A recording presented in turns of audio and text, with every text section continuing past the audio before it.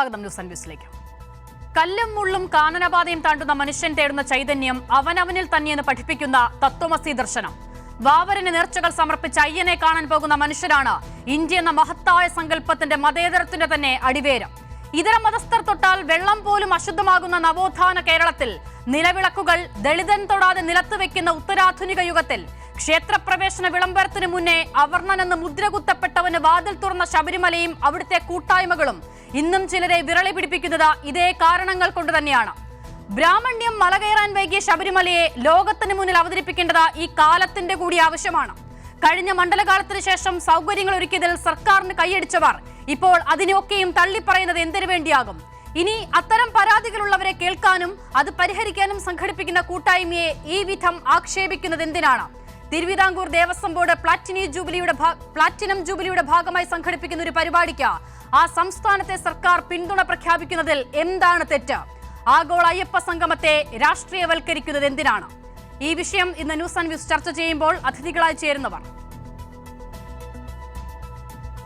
Advocate K Anilkumar CPIM-ൽ നിന്നും, നിജേഷ് അരവിന്ദ് കോൺഗ്രസ് നേതാവ്, S Nandu BJP-യിൽ നിന്നും, അഡ്വക്കേറ്റ് അജികുമാർ തിരുവിതാംകൂർ ദേവസ്വം ബോർഡ് അംഗം എന്നിവരാണ്. അതിന് ഞാൻ നന്ദുവിലേക്ക് പോവുകയാണ്. നന്ദു, വാസ്തവത്തിൽ വളരെ പോസിറ്റീവായി സമീപിക്കേണ്ട ഒരു പരിപാടിയായിരുന്നു. ഏറ്റവും കൂടുതൽ ആളുകൾ എത്തുന്ന ഒരു തീർത്ഥാടന കേന്ദ്രം, എന്തുകൊണ്ട് ശബരിമല മാത്രം എന്നുള്ള ചോദ്യങ്ങൾ ചില കേന്ദ്രങ്ങളിൽ നിന്നും ഉയർന്നു കേൾക്കുന്നത് കണ്ടു. അതിന്റെ ഉത്തരവും അതിൽ തന്നെയുണ്ട്. ഏറ്റവും കൂടുതൽ ആളുകൾ എത്തുന്ന, എല്ലാ നിലയിലും സംസ്ഥാനത്തിന്റെ സാമ്പത്തിക നിലയിലടക്കം സ്വാധീനം ചെലുത്താൻ പ്രാപ്തിയുള്ള ഒരു കേന്ദ്രം. അപ്പോൾ അവിടെ എത്തുന്ന ആളുകളുടെ എല്ലാവരുടെയും അടിസ്ഥാന സൗകര്യങ്ങൾ ഉൾപ്പെടെ ഏറ്റവും മെച്ചപ്പെട്ട നിലയിലാക്കേണ്ടതിന്റെ ഉത്തരവാദിത്തം അതിനെ പരിപാലിക്കുന്ന ഓരോ കേന്ദ്രങ്ങൾക്കുമുണ്ട്. അത് ഏറ്റവും അവസാനം സർക്കാരിൽ വരെ എത്തി നിൽക്കുന്നു. ഭരിക്കുന്നത് ആരോ ആയിക്കോട്ടെ, സർക്കാരിൽ, ഒരു സംസ്ഥാന സർക്കാരിൽ. അപ്പോൾ അത്തരം കാര്യങ്ങൾ ചർച്ച ചെയ്യാൻ, പോരായ്മകളുണ്ടെങ്കിൽ പരിഹരിക്കാൻ, അവിടെ നിരന്തരം വരുന്ന ആളുകളെ കേൾക്കാൻ, ഇതിനൊക്കെയാണല്ലോ ഈ അയ്യപ്പ സംഗമം എന്ന ഒരു വലിയ പരിപാടി തിരുവിതാംകൂർ ദേവസ്വം ബോർഡ് സംഘടിപ്പിക്കുന്നത്. അടിസ്ഥാനപരമായ ഒരു സംശയം, ഇതിനെ വിവാദമാക്കേണ്ടതിന്റെ തന്നെ ആവശ്യം എന്തായിരുന്നു എന്നുള്ളതാണ്.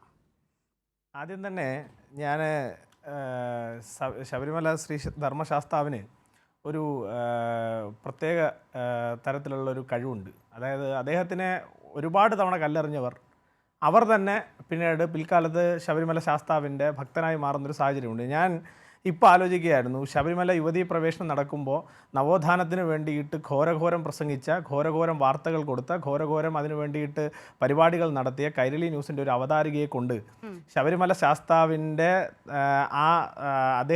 എന്താണ് അദ്ദേഹത്തിൻ്റെ സ്വരൂപത്തിൻ്റെ തത്വമസി എന്ന് പറയുന്ന വാക്കിൻ്റെ അർത്ഥം എന്നുകൂടി പറയിക്കാൻ ഈ കാലഘട്ടത്തിൽ ശബരിമല ശാസ്താവിന് സാധിച്ചു എന്നുള്ളത് തന്നെയാണ് അദ്ദേഹത്തിൻ്റെ മികവ്. അപ്പോൾ ഞാൻ പറഞ്ഞോട്ടെ താങ്കൾ അതിൽ ഇത്ര കണ്ട അക്ഷമയാവേണ്ട കാര്യമില്ല. ഞാൻ കാര്യം മാത്രമാണ് പറഞ്ഞു പോകുന്നത്. ഇപ്പോൾ ഞാൻ ചോദിക്കട്ടെ, ഇതിനകത്ത് താങ്കൾ പറഞ്ഞല്ലോ എന്തിനാണ് വിവാദം ഉണ്ടാക്കുന്നത്? എന്തിനാണ് ഒരു ഹൈക്കോടതി വിധി വന്ന മാത്രയിൽ വിശ്വാസികളെ കയറ്റാനാണ് ഹൈക്കോടതിയിൽ വിധി വന്നത്? ആ ഹൈക്കോടതി വിധിയുടെ മറവിൽ നിങ്ങൾ ഏത് വിശ്വാസിയാണ്, അല്ലെങ്കിൽ CPIM ഭരിക്കുന്ന രാഷ്ട്രീയ സംവിധാനം ഏത് വിശ്വാസികളെയാണ് ഈ ശബരിമലയിൽ കയറ്റിയത്? ഒന്നാമത്തെ ചോദ്യം. രണ്ടാമത്തെ കാര്യം, ഈ പറയുന്ന ദേവസ്വം ബോർഡ് ദൈവൻ്റെ ദാസനായി നിന്നുകൊണ്ട് ആ ഭഗവാന്റെ കാര്യങ്ങൾക്ക് വേണ്ടി അദ്ദേഹത്തിൻ്റെ ആചാരാനുഷ്ഠാനങ്ങൾ നടത്താൻ ഉത്തരവാദിത്തപ്പെട്ട ബോർഡ്. ആ ബോർഡ് എങ്ങനെയാണ് ദേവഹിതത്തിനെതിരായി, വിശ്വാസികളുടെ അവരുടെ ആഗ്രഹങ്ങൾക്കെതിരായി, അവരുടെ വിശ്വാസ പ്രമാണങ്ങൾക്കെതിരായി എങ്ങനെയാണ് ഹൈക്കോടതിയിൽ അല്ലെങ്കിൽ ഈ കോടതികളിൽ, സുപ്രീം കോടതിയിൽ ഇത്തരത്തിലുള്ള ഒരു അഫിഡവിറ്റ് കൊടുക്കാൻ തയ്യാറാവുന്നത്? എങ്ങനെയാണ് താങ്കൾ ഇപ്പോൾ പറഞ്ഞല്ലോ വിശ്വാസികളെ, അവരുടെ വിശ്വാസത്തെ, അവരുടെ ആചാരങ്ങളെ സംരക്ഷിക്കാൻ വേണ്ടിയിട്ടാണ് ഈ യോഗം നടത്തുന്നത് അല്ലെങ്കിൽ ഈ സമ്മേളനം നടത്തുന്നത്? അങ്ങനെ ആയിരുന്നെങ്കിൽ അങ്ങനെ തന്നെയാണ് പറഞ്ഞത്. താങ്കൾ ഒരിക്കൽ കൂടി ഒന്ന് കേട്ടു നോക്കിയാൽ അപ്പൊ അത്തരത്തിൽ പ്രതീക്ഷിച്ചിരുന്ന കാര്യം എന്റെ വായിൽ നിന്ന് വീണില്ല. ഞാൻ പറഞ്ഞോട്ടെ ഇത് ഈ ചർച്ച കേൾക്കുന്ന എല്ലാവർക്കും കൃത്യമായി താങ്കൾ പറഞ്ഞു വെക്കാൻ ശ്രമിച്ച കാര്യത്തെക്കുറിച്ചൊക്കെ ധാരണയുണ്ടെന്നേ.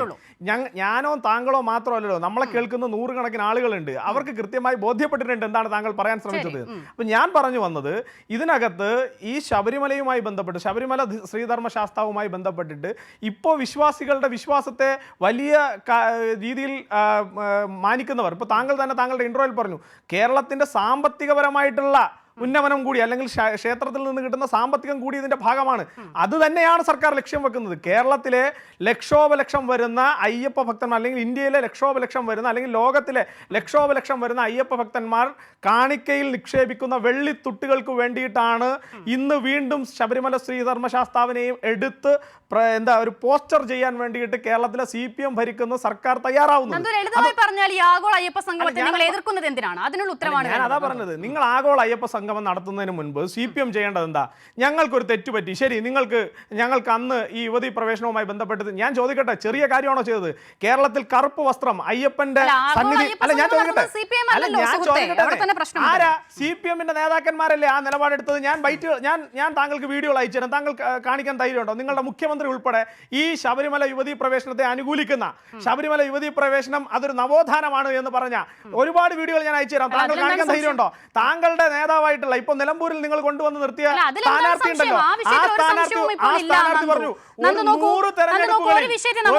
വളരെ നേരിട്ട് സമീപിക്കാം, ഇങ്ങനെ വളഞ്ഞു ചുറ്റിയും സമീപിക്കാം. ഇപ്പോൾ ഞാൻ സംസാരിക്കുന്നത് ശബരിമല യുവതി പ്രവേശനത്തെ ആ വിഷയമല്ല നന്ദു, അത് കഴിഞ്ഞു. ആ വിഷയം നമ്മൾ ആ ഘട്ടത്തിൽ വിശദമായി ചർച്ച ചെയ്തു.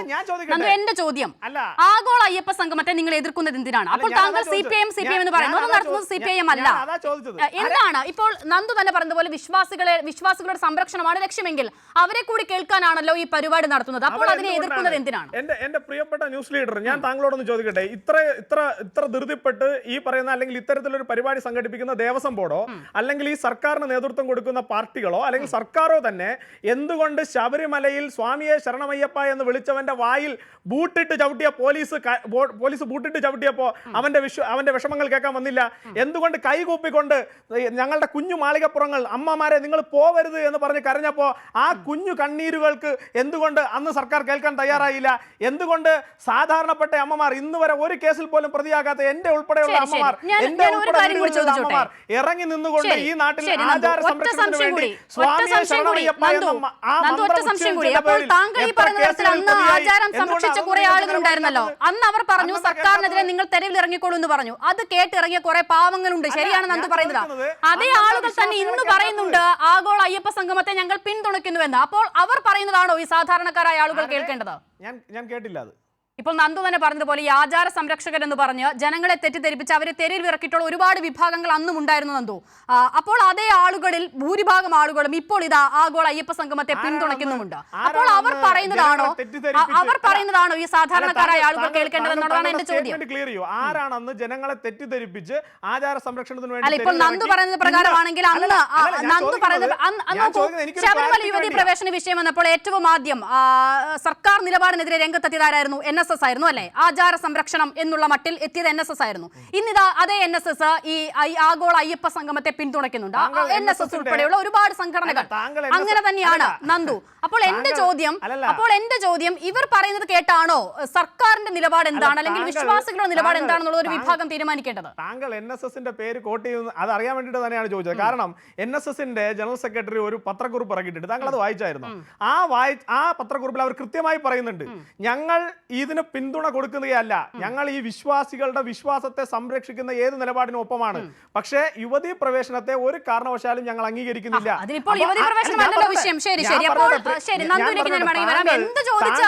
യുവതി പ്രവേശനം എന്ന കോട്ടിലേക്ക് അവസാന ബോൾ കൊണ്ടിടുക എന്നുള്ളത് മാത്രമാണല്ലോ നിങ്ങളുടെ ലക്ഷ്യം. ഒന്നാമത്തെ ആക്ഷേപം ഇതാ, ശബരിമല യുവതി പ്രവേശന വിഷയത്തിലെ സുപ്രീം കോടതി വിധിക്ക് പിന്നാലെ ഭക്തരെയൊക്കെ ബൂട്ടിട്ട് ചവിട്ടിയ CPIM നടത്താൻ പോകുന്ന ആഗോള അയ്യപ്പ സംഗമം അതിനെ ഇവർ എതിർക്കുന്നു എന്നുള്ളതാണ്. പിന്നീട് എന്ത് ചോദ്യം ചോദിച്ചാലും ഏറ്റവും അവസാനം ശബരിമല യുവതി പ്രവേശന വിഷയവും ആഗോള അയ്യപ്പ സംഗമവും തമ്മിൽ എന്താണ് ബന്ധം? ശ്രീ കെ അനിൽകുമാർ. അല്ല, തത്വമസി എന്ന് പറഞ്ഞാൽ ആണും പെണ്ണും രണ്ടാണ് എന്ന് മനസ്സിലാക്കുന്ന സംഘപരിവാരത്തിൻ്റെ ഹിന്ദുത്വം എനിക്ക് മനസ്സിലാവില്ല. ആണും പെണ്ണും തുല്യരാണെന്നാണ് തത്വമസിയുടെ അർത്ഥം. ലോകത്തെ സർവ്വചരാചരങ്ങളും തുല്യമാണ് എന്ന് തത്വമസി പറഞ്ഞാൽ, ഞാൻ തത്വമാകുന്നു, നീ തത്വമാകുന്നു, എല്ലാം ബ്രഹ്മമയമാണ്, അതിൽ രണ്ടില്ല, എല്ലാം ഒന്നാണ് എന്ന് പറഞ്ഞാൽ ആണും പെണ്ണും രണ്ടാണെന്നാണോ? ആ ആണും പെണ്ണും ഒരേ ചരാചരങ്ങളാണ്, ഒരേ ഒരു ദൈവസങ്കല്പത്തിൻ്റെ ഭാഗമാണ് എന്ന് എഴുതി വച്ചിരിക്കുന്ന സ്ഥലമാണ് ശബരിമല. അവിടെ ആണും പെണ്ണും രണ്ടാണെന്നാണോ അതിൻ്റെ സങ്കല്പം? അത് മനസ്സിലാവാത്ത വ്യാജ ഹിന്ദുത്വവാദികൾക്ക് എന്താണ് ഇത്ര സംശയം? നിങ്ങൾക്ക് മനസ്സിലാവുമോ? അതുകൊണ്ട് ഞങ്ങൾ പറയണത് ശബരിമല അയ്യപ്പൻ്റെ ചൈതന്യം, ആ അയ്യപ്പൻ്റെ പൂങ്കാവൻ എന്ന് പറയുന്ന ആ കാടിനകത്ത് ഇട്ടാവട്ടത്തിലേ ഉള്ളൂ. അങ്ങനെ ഇട്ടാവട്ടത്തിലുള്ള ആ പൂങ്കാവനമാണ് പ്രശ്നം. അവിടെ മാത്രമാണ് അയ്യപ്പനുള്ളത് എന്ന് പറഞ്ഞ നേതാവായ ആളാണ് കുമ്മനം രാജശേഖരൻ. ആ കച്ചവടമായിട്ട് നടന്ന് കേരളത്തിലെ വർഗീയവൽക്കരിക്കാൻ നടന്ന RSS സംഘികൾ. ആദ്യം തന്നെ പറയാം, സുപ്രീം കോടതിയിൽ ഈ കേസുമായിട്ട് ആരാ പോയത്? സുപ്രീം കോടതിയിൽ പോയി കേസുമായിട്ട് പോയ ഒരു CPMൻ്റെ ജനറൽ സെക്രട്ടറിയോട് ഇവിടെ നിൽക്കുന്ന പടം നിങ്ങളുടെ കയ്യിലുണ്ടോ?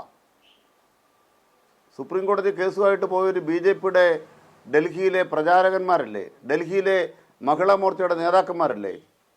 BJPയുടെ വക്താക്കളല്ലേ? ആ കേസിനകത്തെ മുഴുവൻ പേരും RSSുമായി ബന്ധപ്പെട്ടവരല്ലേ? തൃപ്തി ദേശായി ആരാ? തൃപ്തി ദേശായിയുടെ ഫോൺ കോൾ എങ്ങനെയാണ് സുരേന്ദ്രനുമായി ബന്ധപ്പെടുന്നത്? അവർ വരുന്നത് എങ്ങനെയാണ് BJPയുടെ പ്രസിഡന്റ് അറിയുന്നത്? ഇതൊക്കെ കേരളത്തിൽ നടമാടിയിട്ട് പോലീസ് സ്റ്റേഷനിൽ ബോംബെറിഞ്ഞിട്ട് കെട്ടുകഥ ഉണ്ടാക്കുന്നു.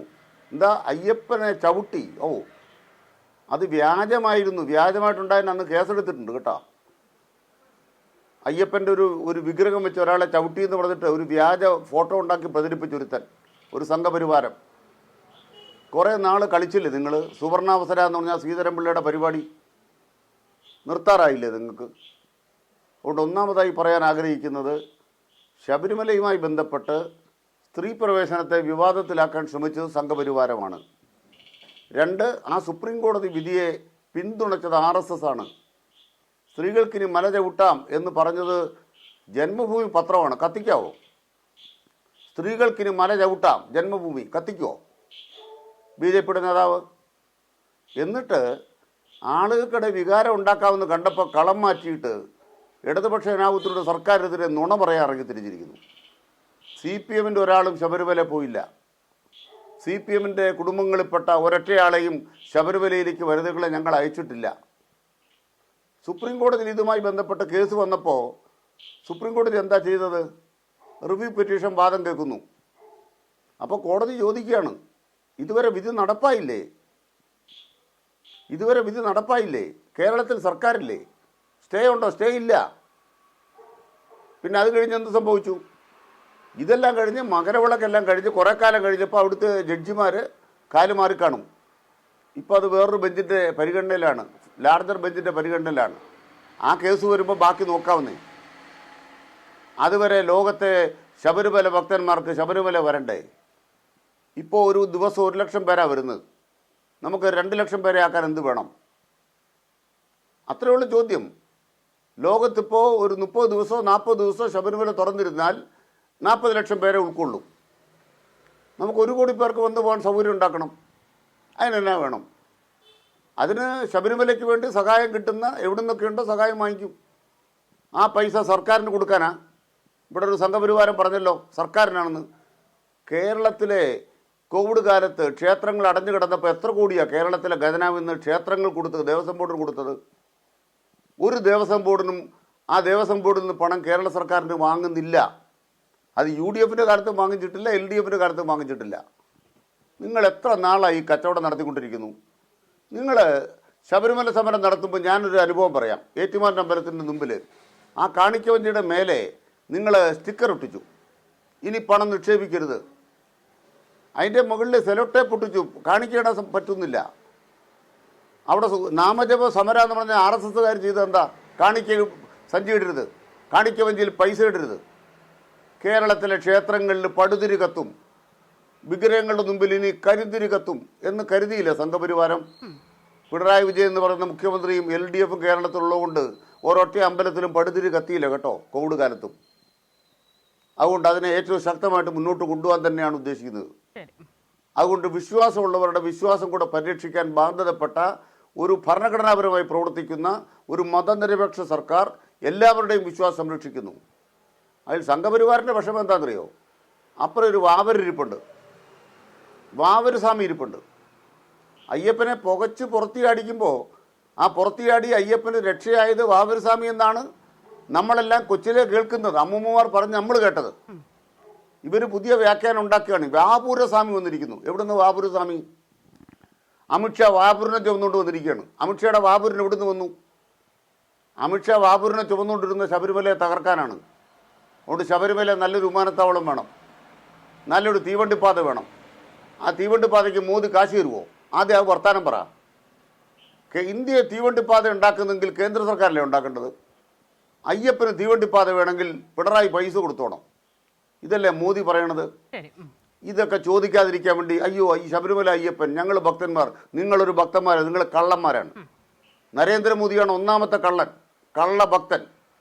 ശബരിമല സ്വാമിയെ ശരണമയ്യപ്പ എന്ന് പറഞ്ഞ് കോയമ്പത്തൂർ വന്ന് ഇലക്ഷൻ കാലത്ത് വിളിക്കുന്ന കേട്ടല്ലോ. ആ കയറിയിട്ട് ഇപ്പോൾ 6 കൊല്ലം കഴിഞ്ഞില്ലേ? ഈ 6 കൊല്ലത്തിനിടയ്ക്ക് ശബരിമല ആ തീവണ്ടിപ്പാതയ്ക്ക് എന്താ പൈസ അനുവദിക്കാത്തത്? BJP ആ പൈസ അനുവദിച്ചിട്ട് വർത്താനം പറ. ശബരിമലയെക്കുറിച്ച് ആദ്യം ശബരിമലയ്ക്ക് പൈസ അനുവദിച്ചിട്ട് വർത്താനം പറ. അവിടെ അയ്യപ്പ സംഗമം നടത്തുന്നത് ഇന്നിപ്പോൾ ഒരു കോടതി. ഞാനതാണ് മനസ്സിലാക്കുന്നത്. സംഘപരിവാർ ഈ ഭാഷ പറയുന്നത് മനസ്സിലാക്കാം. ഞാൻ ആ കോടതിയുടെ വിധി കണ്ടു. പക്ഷേ വിധിയിലൊരിടത്തും കോടതി പറഞ്ഞതായിട്ട് ചാനലുകൾ എഴുതി തള്ളുന്ന സാധനമൊന്നുമില്ല, സുതാര്യതയില്ല. എന്തിനാണ് അയ്യപ്പ സംഗമം ഇങ്ങനെ കോടതി ചോദിച്ചോ? അങ്ങനെ ചോദിക്കാൻ കോടതിക്ക് എന്നാ കാര്യം? ഏതെങ്കിലും ജഡ്ജിക്ക് അധികാരമുണ്ടോ? നിയമാനുസരണം ഒരു ദേവസ്വം ബോർഡും ഒരു സർക്കാർ ഇവിടെയുണ്ട്. അവർ നിയമാനുസരണം അല്ലാതെ പ്രവർത്തിയെ കോടതിക്ക് പറയാം. പ്രതിപക്ഷം വർത്താനം പറയുന്നവരെ കോടതി പറയുമോ? ഞാൻ വിശ്വസിക്കുന്നില്ല. അങ്ങനെ കോടതി പറഞ്ഞിട്ടില്ല. കോടതി പറയാത്ത കാര്യം ഇവിടുത്തെ ചാനലുകൾ എഴുന്നള്ളിക്കുന്നുണ്ട്. നാളെ രാവിലെ കോടതി കൂടുമ്പോൾ ആ ചാനലുകളെ തിരുത്താൻ കോടതി തയ്യാറാകണം. കേരളത്തിലെ ഈ മഹത്തായ അയ്യപ്പ സംഘത്തെ അപമാനിക്കുന്നതിന് ഹൈക്കോടതിയുടെ മുദ്ര വെച്ചുകൊണ്ട് ഇവിടുത്തെ ചാനലുകൾ വ്യാജം പ്രചരിപ്പിച്ചു. ഹൈക്കോടതി പറയാത്ത കാര്യം പറഞ്ഞു എന്ന് ചാനലുകൾ എഴുതി കാണിക്കുന്നു. ഞാനിപ്പോൾ കണ്ടു ആ വിധിക്കകത്ത് അയ്യപ്പ സംഗമത്തിന് സുതാര്യതയില്ല ഹൈക്കോടതി. ഞാൻ ഇന്നിപ്പോൾ കണ്ടു ചാനൽ കാണിക്കുന്നത്. പക്ഷേ ആ കോടതിയുടെ ഉത്തരവ് എൻ്റെ കയ്യിലുണ്ട്, ഞാൻ വായിച്ചു നോക്കി. കോടതി അങ്ങനെയൊന്നും പറഞ്ഞിട്ടില്ല. അപ്പോൾ കോടതി പറയാത്ത കാര്യം ചാനലുകൾ പറയുക, അതല്ല കോടതി അവിടെ ഇരുന്ന് പറഞ്ഞ കാര്യമാണ് ഞാനങ്ങനെ പറഞ്ഞിട്ടില്ല എന്ന് കോടതിക്ക് പറയാം. പറഞ്ഞെങ്കിൽ എഴുതി വെക്കണമായിരുന്നു. കോടതിയിൽ നിന്ന് കേസ് വിളിച്ചേ ഉള്ളൂ, ഉടനെ തന്നെ വിധിയാവുമോ? ഇവിടെ ഭരണഘടനയില്ലേ? ദേവസ്വം ബോർഡിൽ ഉത്തരം കേൾക്കണ്ടേ, മറുപടി കേൾക്കണ്ടേ, സർക്കാരിൻ്റെ മറുപടി കേൾക്കണ്ടേ? 1.25 കേസ് വിളിച്ചാൽ ഉടനെ വിധിയാകുകയാണോ? എന്ത് ന്യായം, എന്ത് നീതിയാണ്? ഞാൻ അതിലേക്ക് വരാം. ശ്രീ അനിൽകുമാർ, ഇവിടെ ദേവസ്വം ബോർഡിന്റെ പ്രതിനിധി അടക്കമുണ്ട് ചർച്ചയിൽ. ഞാൻ അതിലേക്ക് വരുന്നുണ്ട്. ശ്രീ നിജേഷ് അരവിന്ദ്, താങ്കളിലേക്ക് വരുന്നതിന് മുൻപ് പ്രതിപക്ഷ നേതാവിന്റെ ഒരു പ്രതികരണം കേൾക്കാം. അദ്ദേഹം ഇന്ന് പറഞ്ഞതാണ്. 9 വർഷം നടത്താത്ത അയ്യപ്പ സംഗമം തെരഞ്ഞെടുപ്പിന്റെ സായാഹ്നത്തിൽ കൊണ്ടുപോയി നടത്തുമ്പോൾ സാമാന്യ ബുദ്ധിയുള്ളവർക്ക് മനസ്സിലാവുമല്ലോ. ഞാൻ ഇതിപ്പോ ബഹിഷ്കരിക്കുകയോ പങ്കെടുക്കുകയോ ചെയ്യാൻ രാഷ്ട്രീയ സമ്മേളനം അല്ല അവിടെ നടക്കുന്നത്. നിജേഷ് അരവിന്ദ്, ബഹിഷ്കരിക്കില്ല, പങ്കെടുക്കുകയുമില്ല. എന്ത് തരം നിലപാടാണ് ഇത് പ്രതിപക്ഷത്തിന്റെ ഭാഗത്തുനിന്ന് ഉണ്ടാകുന്നത് എന്നുള്ളതാണ് ചോദ്യം. പിന്നീട് അദ്ദേഹം പറയുന്നത് 9 വർഷം മുൻപ് നടത്തിയില്ല അയ്യപ്പ സംഗമം എന്നുള്ളതാണ്. 9 വർഷം മുമ്പ് എല്ലാ വർഷവും വരുന്നതല്ലോ ഈ പ്ലാറ്റിനം ജൂബിലി എന്നൊക്കെ പറയുന്നത്. അത് ഒരു സംഗതി സ്ഥാപിതമായി അതിന്റെ ഇത്രാമത്തെ വർഷം എന്നുള്ളത് തോന്നുന്ന സമയത്ത് നടത്താൻ പറ്റുന്നതല്ലോ ശ്രീ നിജേഷ് അരവിന്ദ്. ഒരാൾ അമ്പലത്തിൽ പോവുക എന്ന് പറഞ്ഞാൽ ഇത് തീർത്ഥാടനമാണ്. ഒരു ഭക്തനെ സംബന്ധിച്ചിടത്തോളം, പ്രത്യേകിച്ചും ശബരിമലയിൽ പോകുന്നത് 10-41 ദിവസം മറ്റെല്ലാ ലൗകിക സുഖങ്ങളും ത്യജിച്ച് അദ്ദേഹത്തിന് വളരെ വ്യക്തിപരമായ ഒരു സംതൃപ്തിയാണ് ആ അയ്യപ്പ ദർശനത്തിൽ കിട്ടുന്നത്. അപ്പൊ അവിടെ ലക്ഷങ്ങൾ വേണോ അല്ലെ 2 ലക്ഷം വേണോ എന്നൊന്നുമില്ല, അത് ഓരോ വ്യക്തിയാണ്. നമുക്കറിയാം സൗത്ത് ഇന്ത്യയിലെ ഏറ്റവും പ്രധാനപ്പെട്ട ഒരു അമ്പലം എന്ന നിലയ്ക്ക് ആളുകൾ അവിടെ വരുന്നു. ആ വരുന്ന ആളുകൾക്ക് അവിടുത്തെ ആചാരങ്ങളും അവിടുത്തെ അനുഷ്ഠാനങ്ങളും അവിടുത്തെ കഷ്ടപ്പാടുകളും ഒക്കെ സഹിച്ചുകൊണ്ടാണ് അവർ വരുന്നത്. അപ്പൊ അത് അതിന്റെ വഴിക്ക് പോകുന്നു. അതിന് ദേവസ്വം ബോർഡ് സൗകര്യങ്ങൾ ഒരുക്കുക എന്നുള്ളതാണ് ദേവസ്വം ബോർഡിന്റെ ജോലി, ചുമതല. അല്ലാതെ ഇതിനെ മാർക്കറ്റ് ചെയ്യുക എന്നുള്ളൊരു ചുമതല ദേവസ്വം ബോർഡിനുണ്ടോ? എന്താണ് ഇപ്പൊ കോടതി ചോദിച്ചതുപോലെ CPM-ന്റെ പ്രതിനിധി വളരെ വൈകാരികമായിട്ട് കോടതി അങ്ങനെ പറഞ്ഞു എന്നൊക്കെ ചോദിക്കുന്നത് ഞങ്ങളൊക്കെ ചാനലിൽ കാണുന്നു. എന്താണ് ഇങ്ങനെ ഒരു ആഗോള അയ്യപ്പ സംഗമം? നമ്മളിപ്പം ഗ്ലോബൽ മീറ്റ്, ബിസിനസ് മീറ്റ് നടത്തുന്നത് പോലെ, അല്ലെങ്കിൽ ഏതെങ്കിലും ഒരു പ്രദേശത്ത് ഇപ്പം കോഴിക്കോടാണെങ്കിൽ കോഴിക്കോടൻ ഹലുവ മാർക്കറ്റ് ചെയ്യുമ്പോൾ, കോഴിക്കോടൻ ചിപ്സ് മാർക്കറ്റ് ചെയ്യുന്നത് പോലെയുള്ള ഒരു സംവിധാനമാണോ ആഗോള അയ്യപ്പ സംഗമം? നേരത്തെ അവതാരിക ചോദിച്ചതുപോലെ വിശ്വാസികൾക്കുണ്ടാവുന്ന പ്രശ്നങ്ങൾ മനസ്സിലാക്കാൻ അതിന് ആഗോള അയ്യപ്പ സംഗമം നടത്തുന്നത്. എന്തൊക്കെ ആധുനിക കാലത്ത് എന്തെല്ലാം സൗകര്യങ്ങളുണ്ട്. സർക്കാർ ഒരു പോർട്ടൽ തുറന്നുകൊണ്ട് ആളുകളുടെ സജഷൻസ് ചോദിച്ചാൽ മതി, അതിന് നമുക്ക് എന്ത് ചെയ്യാം, കോഡ് ചെയ്തെടുക്കാം. അപ്പൊ അതാണോ ലക്ഷ്യമെന്ന് അറിയില്ല. അപ്പൊ ഇതൊരു പ്രായശ്ചിത്തമാണ് എന്നാണ് മനസ്സിലാക്കുന്നത്. അല്ലാതെ CPM-ന്റെ സംസ്ഥാന ജനറൽ സെക്രട്ടറിയോട് ഇതെന്താണ് എന്ന് ചോദിച്ചപ്പോൾ അദ്ദേഹം അതിന് മറുപടി പറയുന്നില്ല. എനിക്ക് അതിനെപ്പറ്റി ഒന്നും പറയാനില്ല, അത് അടഞ്ഞ അധ്യായമല്ല, കഴിഞ്ഞ അധ്യായമാണ് അല്ല എന്നാണ് അല്ല പറയുന്നത്. നിജേഷ്, അപ്പൊ നോക്കൂ, നേരത്തെ ഇതിൽ സർക്കാർ എനിക്കൊരു സംശയം. ഇപ്പോൾ താങ്കൾ പറഞ്ഞതുപോലെ ഇപ്പോൾ ഇതുപോലെ ആളുകളെ അവിടെ കൊണ്ടുവരിക, അവരെ കേൾക്കുക, അതാണല്ലോ ഇതിന്റെ പ്രഖ്യാപിത ലക്ഷ്യം. അത് തന്നെ തിരുവിതാംകൂർ ദേവസ്വം ബോർഡ് വിശദീകരിക്കുന്നു. ആ പരിപാടി നടത്തുന്നത് അവരാണ്. ആ സംഘാടകർ പറയുന്നത് ഇതാണ് ഇതിന്റെ ലക്ഷ്യം എന്ന് പറയുമ്പോൾ നമ്മൾ അത് കേൾക്കുകയാണ്. അപ്പോൾ അങ്ങനെ അയ്യപ്പന്മാർ അവിടേക്ക് വരുന്നു, അവരെ ദേവസ്വം ബോർഡ് കേൾക്കുന്നു, അവർ ഒരുപാട് പേരുണ്ടാകുമെന്ന് കാണുന്നു, എത്ര പ്രതിനിധികൾ ഉണ്ടാകുമെന്നുള്ള കണക്കൊക്കെ വന്നു കഴിഞ്ഞല്ലോ. അപ്പോൾ അവർ ശബരിമലയിൽ നിരന്തരം വരുന്ന ആളുകളെയാണല്ലോ ക്ഷണിക്കപ്പെടുന്നത്. അപ്പോൾ അവർ ഇനി അവിടെ വേണ്ടുന്ന കാര്യങ്ങളെക്കുറിച്ച് പറയുന്നു, അതിൽ എന്ത് ചെയ്യാൻ കഴിയുമെന്നുള്ളത് പരിശോധിക്കുന്നു. അപ്പോൾ ആ നിലയിൽ വളരെ പോസിറ്റീവായി മാത്രം മുന്നോട്ട് പോകുമെന്ന് നമ്മൾ കരുതുന്ന ഒന്ന്. അതിനെ BJP-യുടെ അതേ ഭാഷയിൽ കോൺഗ്രസും എതിർക്കും എന്ന് പറയുന്നത് എന്തുകൊണ്ടാണ്? അതെനിക്ക് മനസ്സിലാകുന്നില്ല. അതുകൊണ്ടാണ് ആ ചോദ്യം വീണ്ടും ചോദിക്കുന്നത്. എന്തുകൊണ്ട് നിങ്ങൾ എതിർക്കുന്നു? അസിത, നമ്മൾ വളരെ കൃത്യമായിട്ട് പറയാം, ഞങ്ങൾ അതിനെ എതിർക്കാനോ ഞങ്ങൾ അതിനെ ബഹിഷ്കരിക്കാനോ ബദൽ നടത്താനോ ഒന്നും തയ്യാറല്ല. സർക്കാർ ശബരിമലയുമായി ബന്ധപ്പെട്ട് ഉണ്ടാക്കിയ വിവാദങ്ങൾ, സർക്കാർ സ്പോൺസേഡ് കോൺസ്പിരസി, അതാണ് അവിടെ ഉണ്ടായത്. സർക്കാരിന്റെ അന്നത്തെ നമുക്കറിയാലോ, പഴയതുപോലെയല്ല. അന്ന് മുഖ്യമന്ത്രി പിണറായി വിജയൻ പറഞ്ഞതും സ്വരാജ് പറഞ്ഞതും CPM-ന്റെ മറ്റു നേതാക്കന്മാർ പറഞ്ഞതും അന്നത്തെ പാർട്ടി സെക്രട്ടറി കോടിയേരി ബാലകൃഷ്ണൻ പറഞ്ഞതും ഒക്കെ നമ്മുടെ ആർക്കൈവ്സിൽ വളരെ കൃത്യമാണ്. ഇന്നതാണ് ഏറ്റവും കൂടുതൽ വന്നുകൊണ്ടിരിക്കുന്നത്. ഒരു സംശയം കൂടി നിജേഷ്, ഞാൻ ആദ്യം പറഞ്ഞതുപോലെ തന്നെ ഞാൻ വ്യക്തിപരമായി വിശ്വസിക്കുന്നത്, അല്ലെങ്കിൽ നിജേഷ് അതൊരു സംശയം നിജേഷ് അതിനൊരു സംശയം ഉള്ളതുകൊണ്ടാണ്. ഒന്നാമത്തെ കാര്യം, ഈ യുവതീ പ്രവേശനവും ഈ വിഷയവും താരതമ്യം ചെയ്താണോ നമ്മൾ കാണേണ്ടത് എന്നുള്ളത്, രണ്ടും രണ്ട് കോണ്ടെക്സ്റ്റിൽ നടക്കുന്ന രണ്ട് വിഷയങ്ങളാണ്. അപ്പോൾ ഈ വിഷയത്തിലുള്ള സമീപനം ചോദിക്കുന്നു, അപ്പോൾ ആ വിഷയം നിങ്ങൾ പറയുക. രണ്ടാമതായി, തിരുവിതാംകൂർ ദേവസ്വം ബോർഡ് നടത്തുന്ന പരിപാടിയാണ്, അപ്പോൾ അതിനെ ഞങ്ങൾ പിന്തുണ കൊടുക്കുമെന്ന് സർക്കാർ പറഞ്ഞില്ലായിരുന്നു എന്നിരിക്കട്ടെ. ദേവസ്വം ബോർഡ് മാത്രം നടത്തുന്ന പരിപാടിയായിരുന്നെങ്കിൽ ഈ വിധമുള്ള കൺസേണുകൾ പ്രതിപക്ഷത്തിനുണ്ടാകുമായിരുന്നു. അല്ല അസിത, ഇപ്പോ നേരത്തെ CPM-ന്റെ പ്രതിനിധി താങ്കൾ ചോദിച്ച ചർച്ചയല്ല, അദ്ദേഹം ആദ്യം മുതൽ ഈ യുവതീ പ്രവേശവുമായി ബന്ധപ്പെട്ട വിഷയങ്ങളാണ് പറഞ്ഞത്. ആ സമയത്ത് അസിത അതിനെപ്പറ്റി ചോദിക്കുകയോ അതിന് സംശയം ഉണ്ടായില്ല. ഞാൻ അതിലേക്ക് പോകുന്നില്ല. ഞാൻ ആകെ പറഞ്ഞു വന്നത്, ആ കാലഘട്ടത്തിൽ സർക്കാർ എടുത്ത ചില നിലപാടുകൾ, സർക്കാരിന്റെ നിലപാടുകൾക്ക് പൊതുജനം, പ്രത്യേകിച്ച് ഭക്തർ എതിരായിരുന്നു. ആ എതിർപ്പ് വീണ്ടും അതുപോലെ തന്നെ നിലനിൽക്കുന്നുണ്ട്. അതിനെ ഓവർകം ചെയ്യാൻ വേണ്ടിയുള്ള ഒരു ഇവന്റ് ആരോ ബുദ്ധിയിൽ ഉദിച്ചു. അത് നടപ്പിലാക്കാൻ വേണ്ടി തിരുവിതാംകൂർ ദേവസ്വം ബോർഡിനെ മുന്നിൽ നിർത്തിക്കൊണ്ട് സർക്കാർ ചെയ്തു. തിരുവിതാംകൂർ ദേവസ്വം ബോർഡാണ് ചെയ്യുന്നതെങ്കിൽ മന്ത്രി പോയിട്ട് തമിഴ്നാട് മുഖ്യമന്ത്രിയെ ക്ഷണിക്കേണ്ട കാര്യമില്ലല്ലോ. തിരുവിതാംകൂർ ദേവസ്വം ബോർഡിൽ അതിൽ പോകാനും ക്ഷണിക്കാനുള്ള സംവിധാനങ്ങളുണ്ട്. അപ്പൊ ഒരു പ്രായച്ചിത്തം, ഞങ്ങളിതാ ആഗോള അയ്യപ്പ സംഗമമൊക്കെ നടത്തിയിട്ടുണ്ട്, അതുകൊണ്ട് നിങ്ങൾ പോയ ആളുകളൊക്കെ ഞങ്ങൾ നിലപാട് തിരുത്തിയിട്ടുണ്ട്, ഞങ്ങൾ തിരിച്ചു വരണം. അദ്ദേഹം ഇന്ന് ദേവസ്വം ബോർഡ് പ്രസിഡന്റ് തന്നെ പറഞ്ഞല്ലോ, അന്നത്തെ ഈ സത്യവാങ്മൂലമൊക്കെ തിരുത്താനുള്ള ശേഷിയുണ്ടോ, അതിന് എവിടെ എത്താൻ പറ്റുമോ എന്നൊക്കെ നോക്കട്ടെ എന്ന് പറഞ്ഞു. ഞങ്ങളെ സംബന്ധിച്ചിടത്തോളം വളരെ കൃത്യമാണ്, സർക്കാരിന് ഈ തരത്തിൽ ഒരു നിലപാട് ഇല്ല. സർക്കാരിന് ഭക്തരോടോ അല്ലെങ്കിൽ ശബരിമല അമ്പലത്തിനോടോ പ്രത്യേകിച്ച് വൈകാരികമായ അടുപ്പമോ അല്ലെങ്കിൽ അങ്ങനെ ഒരു കാഴ്ചപ്പാടില്ലാത്തൊരു ഗവൺമെന്റാണ്. അതുകൊണ്ടാണല്ലോ അന്ന് സുപ്രീം കോടതിയുടെ വിധി നടപ്പിലാക്കും എന്ന് വളരെ വാശി പിടിച്ചു. എന്തിനായിരുന്നു കേരളത്തിൽ അങ്ങനെ ഒരു കലുഷിതമായ ഒരു അന്തരീക്ഷം ഉണ്ടാക്കേണ്ടത് ഒന്ന് ചർച്ച ചെയ്തുകൊണ്ട്. ഇപ്പോ അസിത പറഞ്ഞതിന്റെ ആത്മാർത്ഥത ഉള്ളതാണ് എങ്കിൽ ഞാൻ ചോദിക്കുന്നത്, ഇന്ന് ഈ ഒരു കാര്യം ആഗോള അയ്യപ്പ സംഗമം നടത്താൻ വേണ്ടി ഒരുപാട് ആളുകളോട് അഭിപ്രായം തേടുന്നത് പോലെ തന്നെ അന്ന് ഈ സുപ്രീം കോടതി വിധി വന്ന സമയത്ത് അതങ്ങ് നടപ്പിലാക്കുന്നതിന് പകരം ഇതുപോലെ നമുക്കൊരു പ്ലാറ്റ്ഫോം ഉണ്ടാക്കിക്കൊണ്ട് വളരെ കുറച്ച് ആളെയാണെങ്കിലും തന്ത്രിമാരെ അല്ലെങ്കിൽ അതിലെ ആളുകളെ, ഇതുമായി ബന്ധപ്പെട്ട സംഘടനകളെയൊക്കെ ഒന്ന് വിളിച്ചിരുത്തിക്കൊണ്ട് നമുക്കിതങ്ങ് എന്താണ് ചെയ്യേണ്ടത്, സുപ്രീം കോടതി ഇങ്ങനെ വിധി വന്നിട്ടുണ്ട്, നമ്മൾ എന്ത് ചെയ്യണം, എന്ത് നിലപാടെടുക്കണം എന്നൊരു തുറന്ന ചർച്ച നടത്തിയിരുന്നെങ്കിൽ കലുഷിതമായ ഒരു കേരളം ഉണ്ടാവുമായിരുന്നു. എത്ര ആളുകൾ നേരത്തെ പറഞ്ഞതുപോലെ അത് മുതലെടുക്കാനുള്ള ശ്രമം നടത്തുന്നു, അതിന്റെ പിറകെ പോകുന്നു.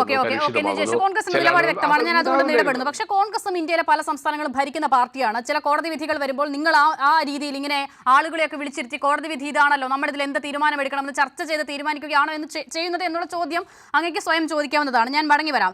ശ്രീ അജികുമാർ, സർക്കാരിന് വേണ്ടി ദേവസ്വം ബോർഡ് നടത്തുന്ന ഒരു സ്പോൺസേഡ് പരിപാടിയാണോ ആഗോള അയ്യപ്പ സംഗമം? അത് പറയുന്നത് രണ്ട് കാര്യം ഞാൻ പറയാൻ ആഗ്രഹിക്കുക. ഒന്ന്, ബഹുമാനപ്പെട്ട കേരള ഹൈക്കോടതി ഇപ്പോ ദൃശ്യമാധ്യമങ്ങളിൽ കാണിക്കുന്നത് പോലെ യാതൊരു കമന്റും നടത്തിയിട്ടില്ല. ഞാൻ ദേവസ്വം ബോർഡിന്റെ സ്റ്റാൻഡിംഗ് കൗൺസിലിനെ നേരിട്ട് വിളിച്ച് വ്യക്തത വരുത്തിയിട്ടാണ് ഇത് പറയുന്നത്. ആ ഓർഡറിലും ബഹുമാന അഡ്വക്കേറ്റ് അനിൽകുമാർ പറഞ്ഞ പോലെ ആ ഓർഡറിലും അങ്ങനെ ഒരു പരാമർശമില്ല. അത് ഈ ആഗോള സംഗമത്തെ, അയ്യപ്പ സംഗമത്തെ തകർക്കാനുള്ള ഗൂഢാലോചനയുടെ ഭാഗമായി നിരന്തരം നടത്തി വരുന്ന അപവാദ പ്രചരണങ്ങളുടെ ഒരു പ്രത്യേക ഘട്ടത്തിൽ നടത്തുന്നതാണെന്ന് കരുതാനുള്ളൂ, അങ്ങനെ കരുതേണ്ടതുള്ളൂ എന്നാണ് അതുമായി ബന്ധപ്പെട്ട് പറയാനുള്ളത്. രണ്ട്, ഈ ഇൻവെസ്റ്റേഴ്സ് എന്നുള്ള ഈ വാക്കുകൾ കുറച്ച് നാളായിട്ട് ഉപയോഗിക്കുന്നുണ്ട്. ആഗോള ഇൻവെസ്റ്റേഴ്സ് മീറ്റ് എന്ന് എവിടെ, എന്തിന്റെ അടിസ്ഥാനത്തിലാണ്? ഒരു കാര്യം ഇങ്ങനെ പറയുമ്പോൾ അതിന് എന്തെങ്കിലും ഒരു അടിസ്ഥാനം വേണ്ടേ? ഞങ്ങൾ ആത്മീയ സമ്മേളനം നടത്തുന്നുണ്ട്, ഞങ്ങൾ സാംസ്കാരിക സമ്മേളനം നടത്തുന്നുണ്ട്, ഞങ്ങൾ ശബരിമലയുടെ മാസ്റ്റർ പ്ലാനുമായി ബന്ധപ്പെട്ട് ലേ ഔട്ട് അവതരിപ്പിച്ചിട്ട് വികസന ചർച്ച നടത്തുന്നുണ്ട്, നിർദ്ദേശങ്ങൾ സ്വീകരിക്കുന്നുണ്ട്, ഞങ്ങളുടെ ആശയങ്ങൾ ഷെയർ ചെയ്യുന്നുണ്ട്. ഇവിടെ എവിടെയാണ് ഇൻവെസ്റ്റേഴ്സ് മീറ്റ് എന്നുള്ള വാക്ക് വരുന്നത്? എനിക്ക് മനസ്സിലാവുന്നില്ല. എന്തിന്റെ അടിസ്ഥാനത്തിലാണ്? അങ്ങനെ അപവാദ പ്രചരണങ്ങളുടെ പത്മవ్യൂഹത്തിൽപ്പെടുത്തി ആഗോള അയ്യപ്പ സംഗമത്തെ അങ്ങ് തകർക്കാമെന്നാണെങ്കിൽ അതൊന്നും നടക്കാൻ പോകുന്നില്ല. ഞങ്ങൾ പ്രതീക്ഷിക്കുന്നതിനേക്കാൾ വലിയ പിന്തുണ ഈ സമൂഹത്തിൽ നിന്ന്, ലോകമെമ്പാടുമുള്ള അയ്യപ്പ ഭക്തന്മാരിൽ നിന്ന്, വിവിധ സമുദായ സംഘടനകളിൽ നിന്ന് ഞങ്ങൾ കിട്ടിക്കൊണ്ടിരിക്കുക. പിന്നെ എന്താണ് ഈ അയ്യപ്പ സംഗമം നടത്തുന്നതിന്റെ ഒരു പ്രധാനപ്പെട്ട കാര്യം എന്താണ്? ഞാൻ വിശദീകരിക്കാം. നേരത്തെ സൂചിപ്പിച്ച പോലെ തിരുവിതാംകൂർ ദേവസ്വം ബോർഡ് ഈ വിഷയം അജണ്ട വെച്ച് ചർച്ച ചെയ്ത് രേഖാമൂലം കേരളത്തിലെ ഗവൺമെന്റിനെയും ദേവസ്വം മന്ത്രിയെയും അറിയിച്ചതിനെ തുടർന്നാണ് ഞങ്ങൾക്ക് സഹായഹസ്തമായി കേരളത്തിന്റെ ഗവൺമെന്റ് വന്നിട്ടുള്ളത്. ആ ഗവൺമെന്റിനെയും അത് രാഷ്ട്രീയ പ്രസ്ഥാനങ്ങളെയും തകർക്കാൻ വേണ്ടിയിട്ട് ഈ ദേവസ്വം ബോർഡിനെയും ആഗോള അയ്യപ്പ സംഗമത്തെ ഇവർ മറയാക്കുകയാണ്. ഞങ്ങളുടെ ആവശ്യപ്രകാരം നേരത്തെ ഇവിടെ സൂചിപ്പിച്ച പോലെ പ്രളയം വന്നാലും കോവിഡ് വന്നാലും ക്ഷേത്രങ്ങളെ സംരക്ഷിക്കാൻ കൈതന്ന് നിൽക്കുന്ന ഒരു ഗവൺമെന്റാ, ഞങ്ങളെ കൈ പിടിച്ചു നിർത്തുന്ന ഒരു ഗവൺമെന്റ് ആണ്, എല്ലാവർക്കും സഹായിക്കുന്ന ഒരു ഗവൺമെന്റ് ആണ്. അപ്പൊ ഞങ്ങൾ ഒരു സഹായം അഭ്യർത്ഥിച്ചു.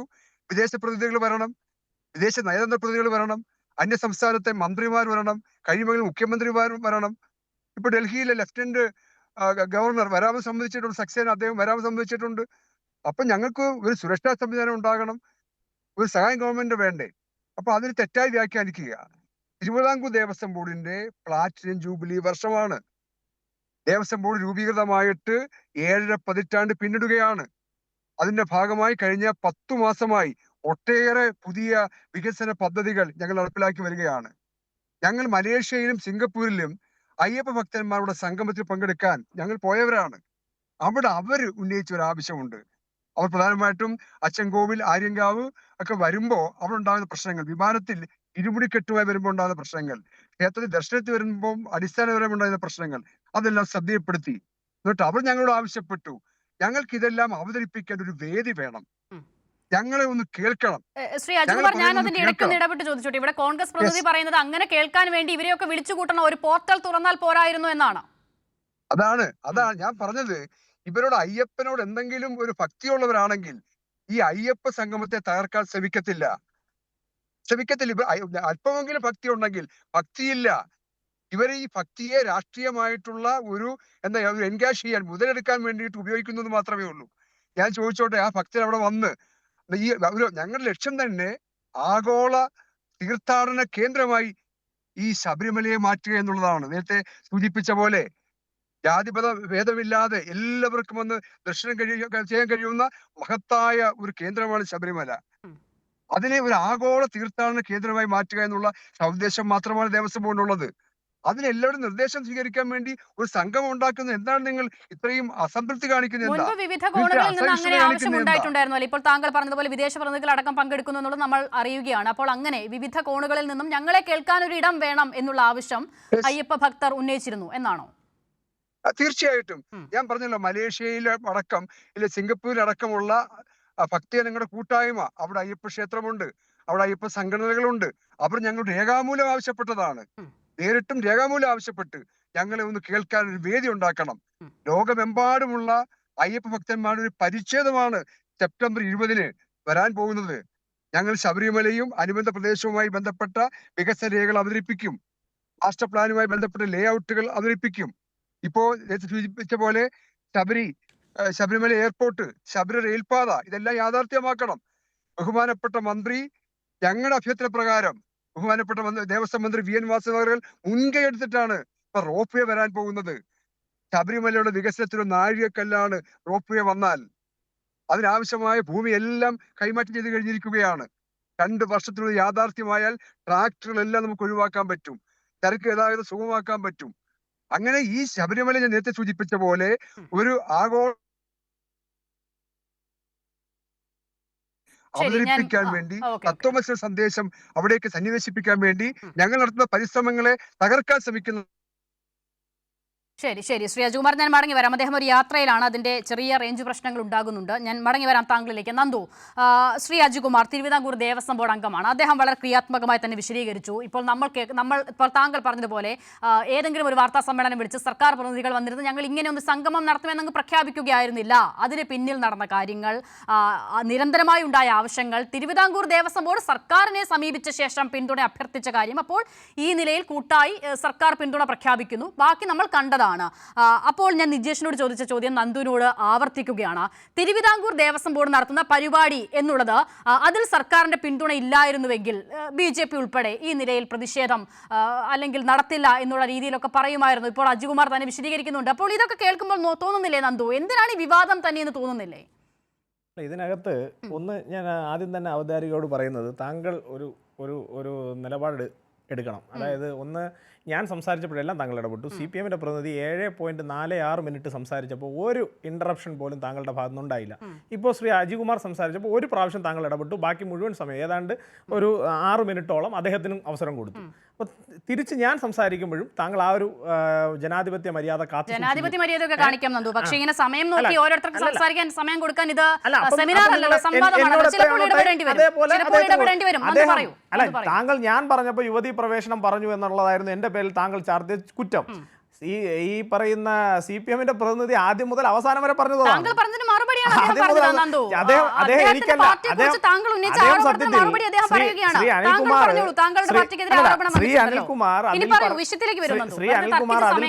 ശ്രീ അനിൽകുമാർ അതിൽ പറഞ്ഞ എല്ലാ കാര്യങ്ങളും CPM ചെയ്ത കാര്യങ്ങളാണ്. ഞങ്ങളുടെ തലയൊന്നും വെക്കണ്ട. അത് കേരളത്തിലെ പൊതുസമൂഹം കണ്ടതാണ്. പൊതുസമൂഹത്തിന് അത് ബോധ്യമുണ്ട്. ഇപ്പോൾ ഈ ആഗോള അയ്യപ്പ സംഘം, ഇപ്പൊ അദ്ദേഹം പറഞ്ഞല്ലോ ഇൻവെസ്റ്റേഴ്സ് മീറ്റ് എന്നാണ് എല്ലാവരും. ഇപ്പോഴും അദ്ദേഹം പറഞ്ഞ വാക്കുകൾക്കിടയിൽ പോലും ആ ഒരു താല്പര്യമുണ്ട്, സാമ്പത്തികമായ താല്പര്യം. അനിൽകുമാർ പറഞ്ഞ് അവസാനിപ്പിച്ചതും അവിടെയാണ്, സാമ്പത്തികമായ താല്പര്യം. ഞാൻ ചോദിച്ചു, അദ്ദേഹം വലിയ വായിലൊക്കെ പറഞ്ഞല്ലോ നിങ്ങൾ ആ പൈസ തരൂ, ഈ പൈസ തരൂ, ഞങ്ങൾക്ക് കാശ് തന്നിട്ട് സംസാരിക്കും. ഞാൻ ചോദിക്കട്ടെ, കഴിഞ്ഞ കാലഘട്ടങ്ങളിൽ ഈ പറയുന്ന ശബരിമലയിൽ 100 കോടി രൂപയുടെ ഒരു വലിയ പ്രോജക്റ്റ് കേന്ദ്ര സർക്കാരിൻ്റെ ഭാഗത്തു നിന്നുണ്ടായി.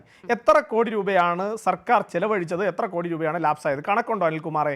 അപ്പോൾ കാര്യങ്ങൾ മനസ്സിലാക്കാതെ, ബോധ്യപ്പെടാതെ, ചുമ്മാ വന്നിരുന്ന് ഏതെങ്കിലും ഒരു മീഡിയ ഫ്ലോറിൽ ഒരു അവസരം കിട്ടി തൻ്റെ പാർട്ടിക്ക് സ്വാധീനമുള്ള ഒരു ചാനലാണെന്ന് പറഞ്ഞ് വായിൽ വരുന്നത് എന്ത് കോതയ്ക്ക് പാട്ട് പോലെ പറഞ്ഞു പോകാം എന്ന് താങ്കൾ ധരിക്കേണ്ട. കേരളത്തിലെ പൊതുസാമാന്യ ജനത്തിന് ബോധമുണ്ട്. അവർ കൃത്യമായി കാര്യങ്ങളെ പഠിക്കുന്നുണ്ട്, അവഗ്രഹിക്കുന്നുണ്ട്, അവർ കൃത്യമായി കാര്യങ്ങളെ കാണുന്നുണ്ട്. അതുകൊണ്ടാണ് ഇപ്പോൾ ഈ വൈകിയ വേളയിൽ, നേരത്തെ എല്ലാവരും പറഞ്ഞതുപോലെ ഈ വൈകിയ വേളയിൽ തെരഞ്ഞെടുപ്പ് അടുത്തു നിൽക്കുന്ന ഈ സായം സന്ധ്യയിൽ നിങ്ങൾക്ക് ഇത്തരത്തിലുള്ള ഒരു പ്രവർത്തനവുമായി മുന്നോട്ട് വരേണ്ടി വന്നത്. ഒരു കാലഘട്ടത്തിൽ നിങ്ങൾ പറഞ്ഞു 100 തെരഞ്ഞെടുപ്പുകൾ പരാജയപ്പെട്ടാലും CPM എന്ന് പറയുന്ന പാർട്ടി ഈ യുവതീ പ്രവേശനത്തിൽ നിന്ന് പിന്നോട്ട് പോവില്ല. ആ പറഞ്ഞ പാർട്ടി ഇപ്പോൾ തദ്ദേശ സ്വയംഭരണ തെരഞ്ഞെടുപ്പിൽ, വരുന്ന അസംബ്ലി തെരഞ്ഞെടുപ്പിൽ തൻ്റെ അധികാര സൗധങ്ങൾ ഉറപ്പിച്ചു നിർത്താൻ നിങ്ങൾക്കൊപ്പം നിന്നിരുന്ന ഹിന്ദു സമൂഹത്തെ തിരിച്ചുപിടിക്കാൻ നിങ്ങൾ ഈ നാണം കെട്ട പണിക്കിറങ്ങുമ്പോൾ കേരളത്തിലെ പൊതുസാമാന്യ ജനത്തിന് കാര്യങ്ങളെല്ലാം ബോധ്യമാവുന്നുണ്ട് എന്ന ബോധ്യത്തോടു കൂടി താങ്കൾ സംസാരിക്കും. നമുക്ക് ആ രീതിയിൽ ഡിബേറ്റ് ചെയ്യാം. തെരഞ്ഞെടുപ്പ് ഈ യുവതീ പ്രവേശനവുമായി ബന്ധപ്പെട്ട് സുപ്രീം കോടതി വിധി വന്ന ശേഷം എത്ര തെരഞ്ഞെടുപ്പുകൾ ഇവിടെ കഴിഞ്ഞു പോയിട്ടുണ്ടെന്ന്? ഓരോ തെരഞ്ഞെടുപ്പിലും നമ്മൾ ഇങ്ങനെയുള്ള ആഗോള അയ്യപ്പ സംഗമങ്ങൾ കണ്ടോ? ഏതെങ്കിലും ക്ഷേത്രം, ഏതെങ്കിലും ആരാധന, ഒരു മിനിറ്റ്, ചോദ്യം ഏതെങ്കിലും ആരാധനാലയങ്ങളുമായി ബന്ധപ്പെട്ട് ഇങ്ങനെ എന്തെങ്കിലും കണ്ടോ? ഇനി നന്ദു പറയുന്ന നിലയിൽ ഹിന്ദുക്കൾ എല്ലാവരും സർക്കാരിന് എതിരാകുകയും ആ എതിരായ വികാരം അനുകൂലമാക്കാനും ഒക്കെയാണ് ഇതെങ്കിൽ, യുവതീ പ്രവേശന വിഷയം കഴിഞ്ഞ് ഒരു നിയമസഭാ തെരഞ്ഞെടുപ്പ് കഴിഞ്ഞുപോയ സംസ്ഥാനമാണ് ഇത് നന്ദു. ആദ്യ സർക്കാരിനേക്കാൾ ഭൂരിപക്ഷം ഉയർത്തിയാണ് അവർ വീണ്ടും ഭരിക്കുന്നത്. അപ്പോൾ ആ ഘട്ടത്തിൽ വിശ്വാസികൾ എന്തേ കൈവിട്ടോ സർക്കാരിനെ? അതോ ഒരു വിശ്വാസി പോലും വോട്ട് കൊടുക്കാതെയാണോ അവർ വീണ്ടും അധികാരത്തിലെത്തിയത്? കഴിഞ്ഞ ലോക്സഭാ തെരഞ്ഞെടുപ്പിന് ശേഷം CPM-ന്റെ നയങ്ങൾ നിങ്ങൾ നോക്കും. കഴിഞ്ഞ ലോക്സഭാ തെരഞ്ഞെടുപ്പ് വരെയുള്ള CPM-ന്റെ നിലപാട് നിങ്ങൾ പരിശോധിക്കണം. CPM-ന്റെ നിലപാട് എന്താണ്? ഇന്ന് ഈ പറയുന്ന ആഗോള അയ്യപ്പ സംഗമത്തിന്റെ പാറ്റേൺ ലിസ്റ്റിലുള്ള ശ്രീ എൻ ഷംസീർ എന്ന് പറയുന്ന ബഹുമാനപ്പെട്ട ഈ സംസ്ഥാനത്തെ സ്പീക്കർ, അദ്ദേഹം തന്നെ പറയുകയാണ് ഗണപതി ഒരു മിത്താണ്. ആ നിലപാട് ഇന്ന് CPM കൈകാര്യം ചെയ്യുന്നുണ്ടോ? ആ നിലപാട് CPM ഇന്നും മുന്നോട്ട് കൊണ്ടുപോകുന്നുണ്ടോ? ഗണപതി ഒരു മിത്താണോ? ആ നിലപാട് CPM-ന് ഇപ്പോഴും ഉണ്ടോ? ഇന്ന് ഈ പറയുന്ന ആഗോള അയ്യപ്പ സംഗമത്തിന്റെ പാറ്റേൺ ലിസ്റ്റിലുള്ള ശ്രീ എൻ ഷംസീർ എന്ന് പറയുന്ന ബഹുമാനപ്പെട്ട ഈ സംസ്ഥാനത്തെ സ്പീക്കർ, അദ്ദേഹം തന്നെ പറയുകയാണ് ഗണപതി ഒരു മിത്താണ്. ആ നിലപാട് ഇന്ന് CPM കൈകാര്യം ചെയ്യുന്നുണ്ടോ? ആ നിലപാട് CPM ഇന്നും മുന്നോട്ട് കൊണ്ടുപോകുന്നുണ്ടോ? ഗണപതി ഒരു മിത്താണോ? ആ നിലപാട് CPM ഇപ്പോഴും ഉണ്ടോ? ഇനി CPM-ന്റെ പ്രതിനിധിയായിട്ടുള്ള ശ്രീ അനിൽകുമാർ, നിങ്ങൾ ഞങ്ങളെക്കുറിച്ച് എന്ത് വേണോ പറഞ്ഞു? ഞാൻ ഒറ്റ ചോദ്യം, നിങ്ങൾ ഈ പറയുന്ന, നിങ്ങൾക്ക് ഈ കാണിക്കുന്ന വിശ്വാസികളോട് ഏതെങ്കിലും തരത്തിലുള്ള ആത്മാർത്ഥതയുണ്ടെങ്കിൽ, ആ ആത്മാർത്ഥത CPM-ന് ലെവലേശമെങ്കിലും ഉണ്ടെങ്കിൽ, നിങ്ങൾ ഈ പറഞ്ഞ വിശ്വാസികൾക്ക് ആവശ്യമില്ലാത്ത, വിശ്വാസികൾ വേണ്ട എന്ന് ഷടിച്ച ഈ പറയുന്ന യുവതീ പ്രവേശനത്തിന് എതിരായിട്ടുള്ള നിലപാട് നിങ്ങൾ സ്വീകരിക്കാൻ തയ്യാറുണ്ടോ? ഒന്നാമത്തെ ചോദ്യം. രണ്ടാമത്തെ ചോദ്യം, നിങ്ങൾ വിശ്വാസികളെയാണ് അഡ്രസ്സ് ചെയ്യുന്നതെങ്കിൽ, വിശ്വാസികളുടെ വിഷയത്തിലാണ് നിങ്ങൾക്ക് താല്പര്യമെങ്കിൽ, നിങ്ങൾക്ക് ഇൻവെസ്റ്റ്മെന്റ് അല്ല നിങ്ങളുടെ ആഗ്രഹമെങ്കിൽ, നിങ്ങൾ വിശ്വാസികൾക്കൊപ്പമാണ് നിൽക്കുന്നതെങ്കിൽ, സാധാരണപ്പെട്ട അമ്മമാർ നിങ്ങളുടെ ഈ ശബരിമലയോട് കാണിച്ചിട്ടുള്ള അഹന്തയ്ക്കെതിരായിട്ട് തെരുവിൽ പ്രതിഷേധിച്ച സാധാരണപ്പെട്ട വീട്ടമ്മമാർ, നിങ്ങൾ BJP-ക്കാരുടെ ആരുടെയും കേസ് നിങ്ങൾ എഴുതി തള്ളണ്ട, പക്ഷെ സാധാരണപ്പെട്ട വീട്ടമ്മമാർക്കെതിരെ നിങ്ങളുടെ 100 കണക്കിന് പോലീസ് സ്റ്റേഷനിൽ എടുത്തിട്ടുള്ള കേസുകളുണ്ട്. ആ അമ്മമാരുടെ കേസുകൾ എഴുതി തള്ളാൻ ഞാൻ താങ്കളോട് ബഹുമാനം നിലനിർത്തിക്കൊണ്ട് ഞാൻ പറഞ്ഞു, ഇത്ര സമയം എന്ന് കണക്ക് കൂട്ടി മുന്നോട്ട് പോകാൻ ഇതൊരു സെമിനാർ അല്ല നന്ദു, ഇതൊരു ചർച്ചയാണ്, സംവാദമാണ്. താങ്കൾ കുറച്ചു നേരം അനിൽകുമാറിന് വഴങ്ങി നിന്നതുപോലെ പറഞ്ഞല്ലോ, ക്രിമിനൽ കേസുകൾ അല്ലാതെ എത്ര പെറ്റി കേസുകൾ ഇപ്പോൾ നിലനിൽക്കുന്നു? ഞാൻ താങ്കളോട് പറഞ്ഞു കേൾക്കണം. താങ്കൾ ഈ പറഞ്ഞ അനിൽകുമാറിന് വഴങ്ങി നിന്നതുപോലെ ഒരു 5 മിനിറ്റ് വഴങ്ങി നിന്നാൽ എനിക്ക് 8 മിനിറ്റും വേണ്ട, 3 മിനിറ്റ് താങ്കളുടെ പാർട്ടിക്ക് കൂടുതലായി കൊടുത്തോളൂ, എനിക്ക് വിഷമമില്ല. പക്ഷേ ആ മിനിമം മര്യാദ പ്രതിപക്ഷത്തോട് കാണിക്കണം, മിനിമം മര്യാദ അത് കാണിക്കാനുള്ള തന്റെ ഇടം കാണിക്കണം. അപ്പൊ ഞാൻ പറഞ്ഞത് അത്തരത്തിൽ കേരളത്തിൽ എടുത്തിട്ടുള്ള കേസുകൾ പിൻവലിച്ചതിന് ശേഷം ഞാൻ പറഞ്ഞോട്ടെ, എത്ര പെറ്റി കേസുകൾ ഇപ്പോൾ ഞാൻ പറഞ്ഞത് കേരളത്തിൽ എടുത്തിട്ടുള്ള ഇത്തരം കേസുകൾ പിൻവലിച്ചതിന് ശേഷം ഞങ്ങൾക്ക് യുവതീ പ്രവേശനം, ഞാൻ പറഞ്ഞോട്ടെ, നിങ്ങൾക്ക് എന്നെ ഇടപെടണമെന്നാണെങ്കിൽ ഞാൻ മിണ്ടാതിരുന്നില്ല, ഒരു കുഴപ്പമില്ല.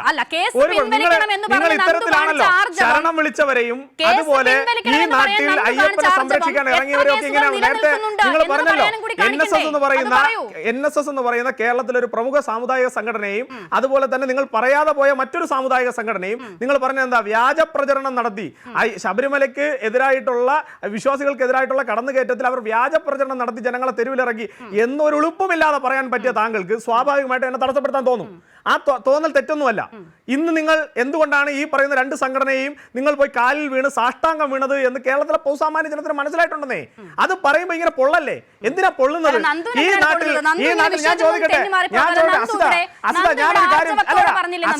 കാര്യം ചോദിക്കട്ടെ, അസിതയോട് ഞാൻ വളരെ കൃത്യമായി അഭിസംബോധന ചെയ്യുകയാണ്.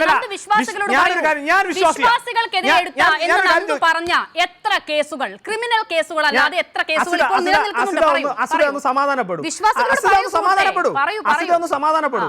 അതെ, ഞാനൊരു വിശ്വാസിയാ, ഞാൻ ശബരിമലയിൽ പോകുന്നയാളാണ്. ശബരിമല ശാസ്താവിനെ കണ്ടാൽ 2 കൈയും കൂപ്പി തൊഴുന്നയാളാണ്. ഈ കേരള സംസ്ഥാനത്തെ ഈ അയ്യപ്പ സംഗമം നടത്താൻ ഇറങ്ങി തിരിച്ചിട്ടുള്ള വാസവൻ മന്ത്രി ഈ കഴിഞ്ഞ കാലഘട്ടങ്ങളിൽ ദേവസ്വം മന്ത്രി ആയിരിക്കും അവിടെ ചെല്ലുമ്പോ കൈകൂപ്പി ഒന്ന് തൊഴുന്നത്, ശബരിമല ശാസ്താവിനെ ഒന്ന് തൊഴുന്നത് കാണിച്ചു തരാൻ നിങ്ങൾക്ക് സാധിക്കോ?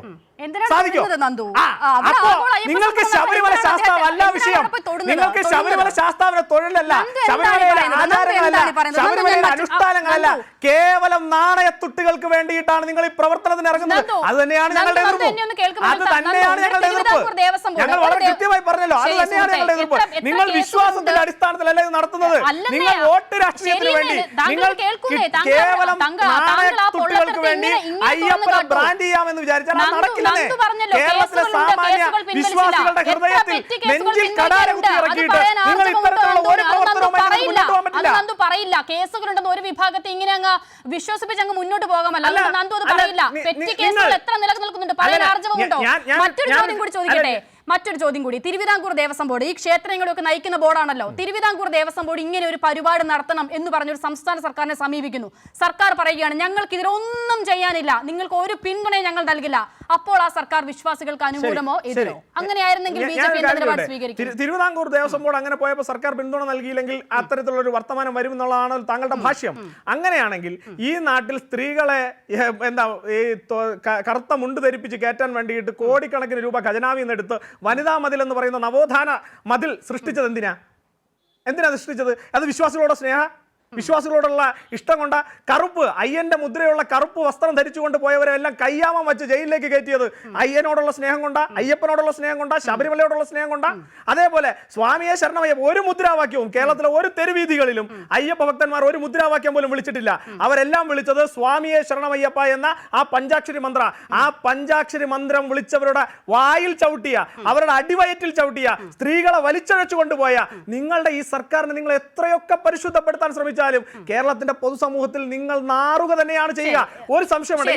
ഇനി ഞാൻ ഒരു കാര്യം കൂടി പറയാം. സാധാരണപ്പെട്ട വിശ്വാസിയുടെ തിരിച്ചും മറിച്ചും ചോദിച്ചിട്ടും നന്ദു വിഷയത്തിലേക്ക് വരുന്നില്ല. അപ്പോൾ BJP പറയുന്നതിൽ നിന്ന് ഞാൻ മനസ്സിലാക്കാൻ ശ്രമിക്കുന്നത് ശബരിമല യുവതീ പ്രവേശനവുമായി ബന്ധപ്പെട്ട് സുപ്രീം കോടതിയുടെ വിധി വന്നപ്പോൾ ഭരണഘടനയ്ക്കൊപ്പമാണ് എന്ന് നിങ്ങൾ നിലപാടെടുത്തു CPIM. ആ CPM നയിക്കുന്ന സർക്കാർ ഇപ്പോൾ ഒരു അയ്യപ്പ സംഗമം നടത്തുമ്പോൾ ഞങ്ങൾ അതിനെ എതിർക്കും എന്നുള്ളതാണ് ഒന്ന്. രണ്ട്, നന്ദു ചോദിച്ചൊരു പ്രധാനപ്പെട്ട ചോദ്യം, നിങ്ങൾ കേസുകൾ പിൻവലിക്കുമോ? ഞാൻ ആവർത്തിച്ച് ചോദിച്ചു. പെറ്റി കേസുകളല്ലാതെ എത്ര കേസുകൾ ഇപ്പോൾ നിലവിലുണ്ടോ? ശ്രീ അനിൽകുമാർ, ആ കാര്യം ഒന്ന് വിശദീകരിച്ചു കൊടുക്കൂ. എന്തുകൊണ്ടാണ് നിങ്ങൾ ആ സമയത്ത് ശബരിമല യുവതീ പ്രവേശന സമയത്ത് രജിസ്റ്റർ ചെയ്ത കേസുകളിൽ പെറ്റി കേസുകൾ പോലും ഇപ്പോഴും മുന്നോട്ട് കൊണ്ടുപോകുന്നത്? ശ്രീ അനിൽകുമാർ, നന്ദുവിന് അറിയില്ല എന്ന് തോന്നുന്നു, വിശദീകരിക്കുമോ എന്ന്? അല്ല, ആദ്യം തന്നെ ഈ സുപ്രീം കോടതിയിൽ കേസ് കൊടുത്തത് RSSകാരല്ല എന്ന് നിഷേധിച്ചില്ലല്ലോ. വിധി വന്നു കഴിഞ്ഞപ്പോൾ ആ വിധി എന്ന് പറയുന്നത് സ്വാഗതം ചെയ്ത് RSS സ്വാഗതം ചെയ്തില്ല എന്ന് പറഞ്ഞു. ഇവിടെ ആ വിധിയെ അന്നത്തെ BJP സംസ്ഥാന പ്രസിഡന്റ് ശ്രീധരൻപിള്ള അത് നടപ്പാക്കേണ്ടതാണെന്ന് പറഞ്ഞില്ല എന്ന് അദ്ദേഹം പറഞ്ഞോ?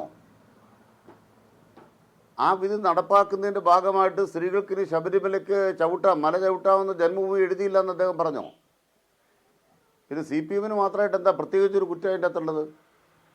കോൺഗ്രസിൻ്റെ പ്രകൃതിയോട് രാഹുൽ ഗാന്ധി എന്ന് പറയുന്ന പ്രതിപക്ഷ നേതാവാണ്. ഇപ്പോൾ അന്ന് വയനാട് MP ആയിരുന്നു. രാഹുൽ ഗാന്ധി ഈ ഇതുമായി ബന്ധപ്പെട്ട് എന്താ പറഞ്ഞത്? ആ വിധിയെക്കുറിച്ച് എന്താണ് ശബരിമല വിധിയെക്കുറിച്ച് പറഞ്ഞത്? അപ്പം ഞങ്ങൾ കുറേ ആളുകൾ ഒരു തെരഞ്ഞെടുപ്പിനകത്ത് രാഷ്ട്രീയം കളിക്കാൻ വേണ്ടി ശബരിമലയെ ഒരു കരുവാക്കളയാണ്. ഞങ്ങളങ്ങനെ കരുവാക്കിയില്ല. ഞങ്ങൾക്ക് എപ്പോഴും വ്യക്തമായ നിലപാടാണ്. ബഹുമാനപ്പെട്ട കേരള സർക്കാരും ദേവസ്വം ബോർഡും എന്താണ് സുപ്രീം കോടതിയിൽ ആ കേസിൽ കൊടുത്ത സത്യവാങ്മൂലം, എന്താണ് ആ സത്യവാങ്മൂലത്തിൽ പറയുന്നത്? സ്ത്രീ പുരുഷ തുല്യതയ്ക്ക് വേണ്ടിയാണ് ഞങ്ങൾ നിൽക്കുന്നത്. അതാണ് ഭരണഘടനാ ധാർമ്മികത. ഞങ്ങളുടെ അഭിപ്രായം അതാണ്. ശബരിമലയിൽ ഇത് നടപ്പാക്കുന്നതുമായി ബന്ധപ്പെട്ട വിഷയത്തിൽ ഹിന്ദുമത വിഭാഗത്തിൽപ്പെട്ട പണ്ഡിതന്മാരുടെ ഒരു കമ്മിറ്റി ഉണ്ടാക്കണം. ഇത്തരം കാര്യങ്ങൾ, ആചാരങ്ങൾ അറിയുന്നൊരു കമ്മിറ്റി ഉണ്ടാക്കി ആ കമ്മിറ്റിയുടെ അഭിപ്രായം കോടതി കേൾക്കണം. ഇങ്ങനെ അവിടെ വീട്ടിലുണ്ടോ? അവിടെ വീട്ടിൽ തെറ്റാണോ? അതല്ലേ മുഖ്യമന്ത്രി പിണറായി വിജയൻ എഴുതി കൊടുത്ത, സർക്കാരിൻ്റെ കാലത്ത് എഴുതി കൊടുത്ത അവിടെ വില്ല എന്താ പെശക്? സുപ്രീം കോടതി ഇത് കേട്ടില്ല. സുപ്രീം കോടതി വിധി പ്രസ്താവിച്ചു. വിധി പ്രസ്താവിച്ചു കഴിഞ്ഞാൽ പിന്നെ വിധി നടപ്പാക്കുന്നതിനെ കുറിച്ച് എങ്ങനെയാണ് ചർച്ച ചെയ്യാൻ പറ്റുന്നത്? ഇപ്പോൾ കുറേ പേര് വിധി നടപ്പാക്കേണ്ടെന്ന് പറഞ്ഞാൽ എന്ത് ചെയ്യും? അയോധ്യയിലെ കേസിൽ വിധിയുണ്ടായി. അതനുസരിച്ച് അവിടെ ക്ഷേത്രം പണിതോളാൻ പറഞ്ഞൊരു വിധിയുണ്ടായി. ഇവിടുത്തെ ഇസ്ലാം സംഘടനകളെല്ലാം വിളിച്ചു കൂട്ടിയിട്ടാണോ അത് തീരുമാനമെടുത്തത്? ഈ വിധി എങ്ങനെ നടപ്പാക്കാമെന്ന് മുസ്ലിം സംഘടനകളൊക്കെ വിളിച്ചു കൂട്ടിയോ കേന്ദ്രത്തിലെ സർക്കാർ? അയോധ്യയിൽ ഒരു മുസ്ലിം സംഘടനയും കൂട്ടിയില്ല. നേരെ അങ്ങ് പണി തുടങ്ങുമായിരുന്നു. അതിൽ RSSൻ്റെ തലവനെ കൊണ്ടിരുത്തി. RSSൻ്റെ തലവൻ എന്നാ കാര്യം? അയോധ്യയിൽ അമ്പലം പണിതപ്പോൾ RSSൻ്റെ തലവനോട് പോയി ഇരിക്കാൻ എന്നാ കാര്യം? വായിക്ക് തോന്നുന്ന കോതയ്ക്ക് പാട്ടെന്ന് നടക്കുന്ന ഒരു RSSൻ്റെ തലവനുണ്ടല്ലോ, മോഹൻ ഭഗവത്. വായിക്ക് തോന്നുന്ന കോതയ്ക്ക് പാട്ടെന്ന് നടക്കുന്നൊരു പ്രധാനമന്ത്രി ഉണ്ടല്ലോ, അങ്ങ് നരേന്ദ്രമോദി. സ്വാമിയെ ശരണയ്യപ്പ എന്ന് അവിടെ ഒന്ന് വിളിച്ചല്ലോ.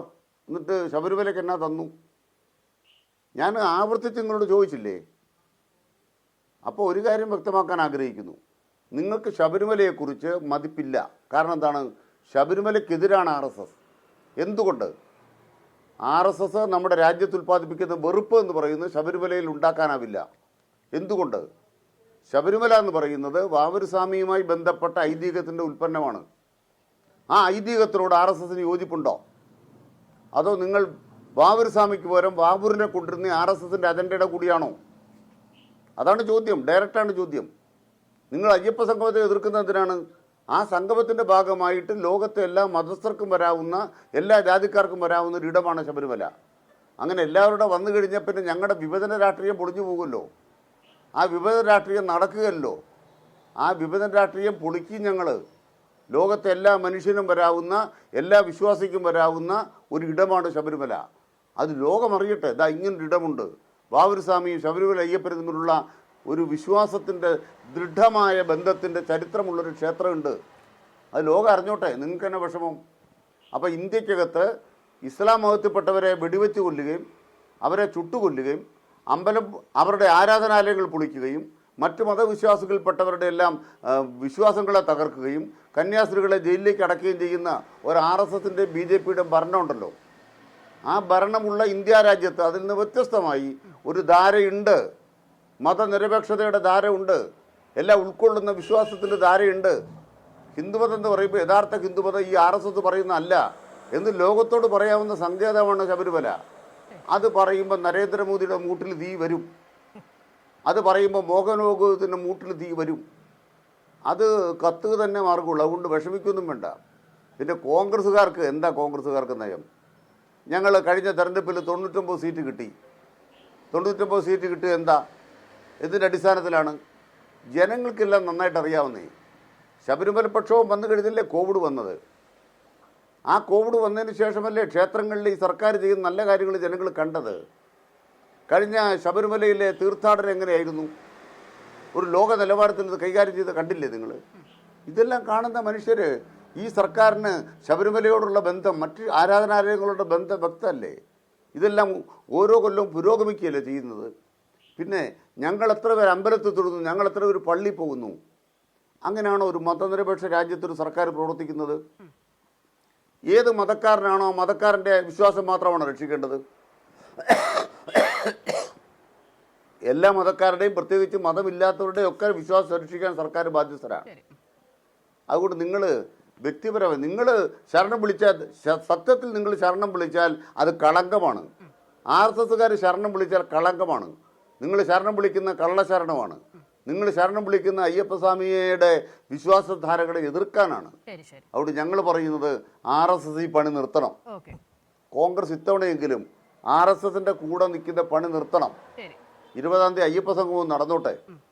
അതിൻ്റെ ഭാഗമായിട്ടൊരു വർഷം ഒരു 2 ലക്ഷം പേർക്കെങ്കിലും ഒരു ദിവസം 2 ലക്ഷം പേർക്കെങ്കിലും ദർശനം നടത്താൻ സൗകര്യം ഉണ്ടാകട്ടെ. ക്ലിയർ. ഞാൻ ഇടപെടുന്നു. നിജേഷ് അരവിന്ദ്, ഈ കഴിഞ്ഞ മണ്ഡലകാലം കഴിയുമ്പോൾ പ്രതിപക്ഷ നേതാവ് VD സതീശൻ ഉൾപ്പെടെ കോൺഗ്രസിന്റെ ഒരുപാട് നേതാക്കൾ കഴിഞ്ഞ തവണ ശബരിമലയിൽ പോയിരുന്നു. അവരൊക്കെയും ശബരിമലയിൽ ഓരോ തവണയും പോകുമ്പോൾ ഉണ്ടാകുന്ന ഈ സൗകര്യങ്ങൾ, അത് അടിസ്ഥാന സൗകര്യങ്ങൾ ഉൾപ്പെടെയുള്ള കാര്യത്തിൽ ഉണ്ടാകുന്ന മാറ്റം വളരെ പോസിറ്റീവായി പറയുന്നത് കണ്ടു. പ്രതിപക്ഷ നേതാവിന്റെ പ്രതികരണമൊക്കെ ഇപ്പോഴും മാധ്യമങ്ങളുടെയൊക്കെ കയ്യിലുള്ളതാണല്ലോ. എല്ലാ നേതാക്കളും, K മുരളീധരൻ ഉൾപ്പെടെയുള്ളവർ. അപ്പോൾ ശബരിമലയിൽ അടിസ്ഥാന സൗകര്യമുണ്ട്. ഇത്തവണ വളരെ സുഗമമായി ദർശനം നടത്തി മടങ്ങാൻ കഴിഞ്ഞു. അവിടെയുള്ള ക്രമീകരണങ്ങളൊക്കെ വളരെ നന്നായിട്ടുണ്ട് എന്ന് പറയുമ്പോൾ അതൊക്കെയും ഒരുക്കിയത്, അതിനൊക്കെയും പിന്നിലുണ്ടായിരുന്നത് ഇതേ സർക്കാരാണ്. അന്ന് എന്തുകൊണ്ടാണ് തോന്നാതിരുന്നത് ഈ ക്രമീകരണങ്ങളൊക്കെ ശബരിമലയിൽ ഒരുക്കുന്നത് വോട്ടിന് വേണ്ടിയാണ് എന്ന്? എന്റെ ചോദ്യം ദേവസ്വം ബോർഡ് മെമ്പറോടാണ്. ഒറ്റ ചോദ്യം. അതായത് ഈ ആഗോള അയ്യപ്പ സംഗമത്തിലേക്ക് വനിതകളെ ക്ഷണിക്കുന്നുണ്ടോ? എത്ര സ്ത്രീകളെ ക്ഷണിക്കുന്നുണ്ട്?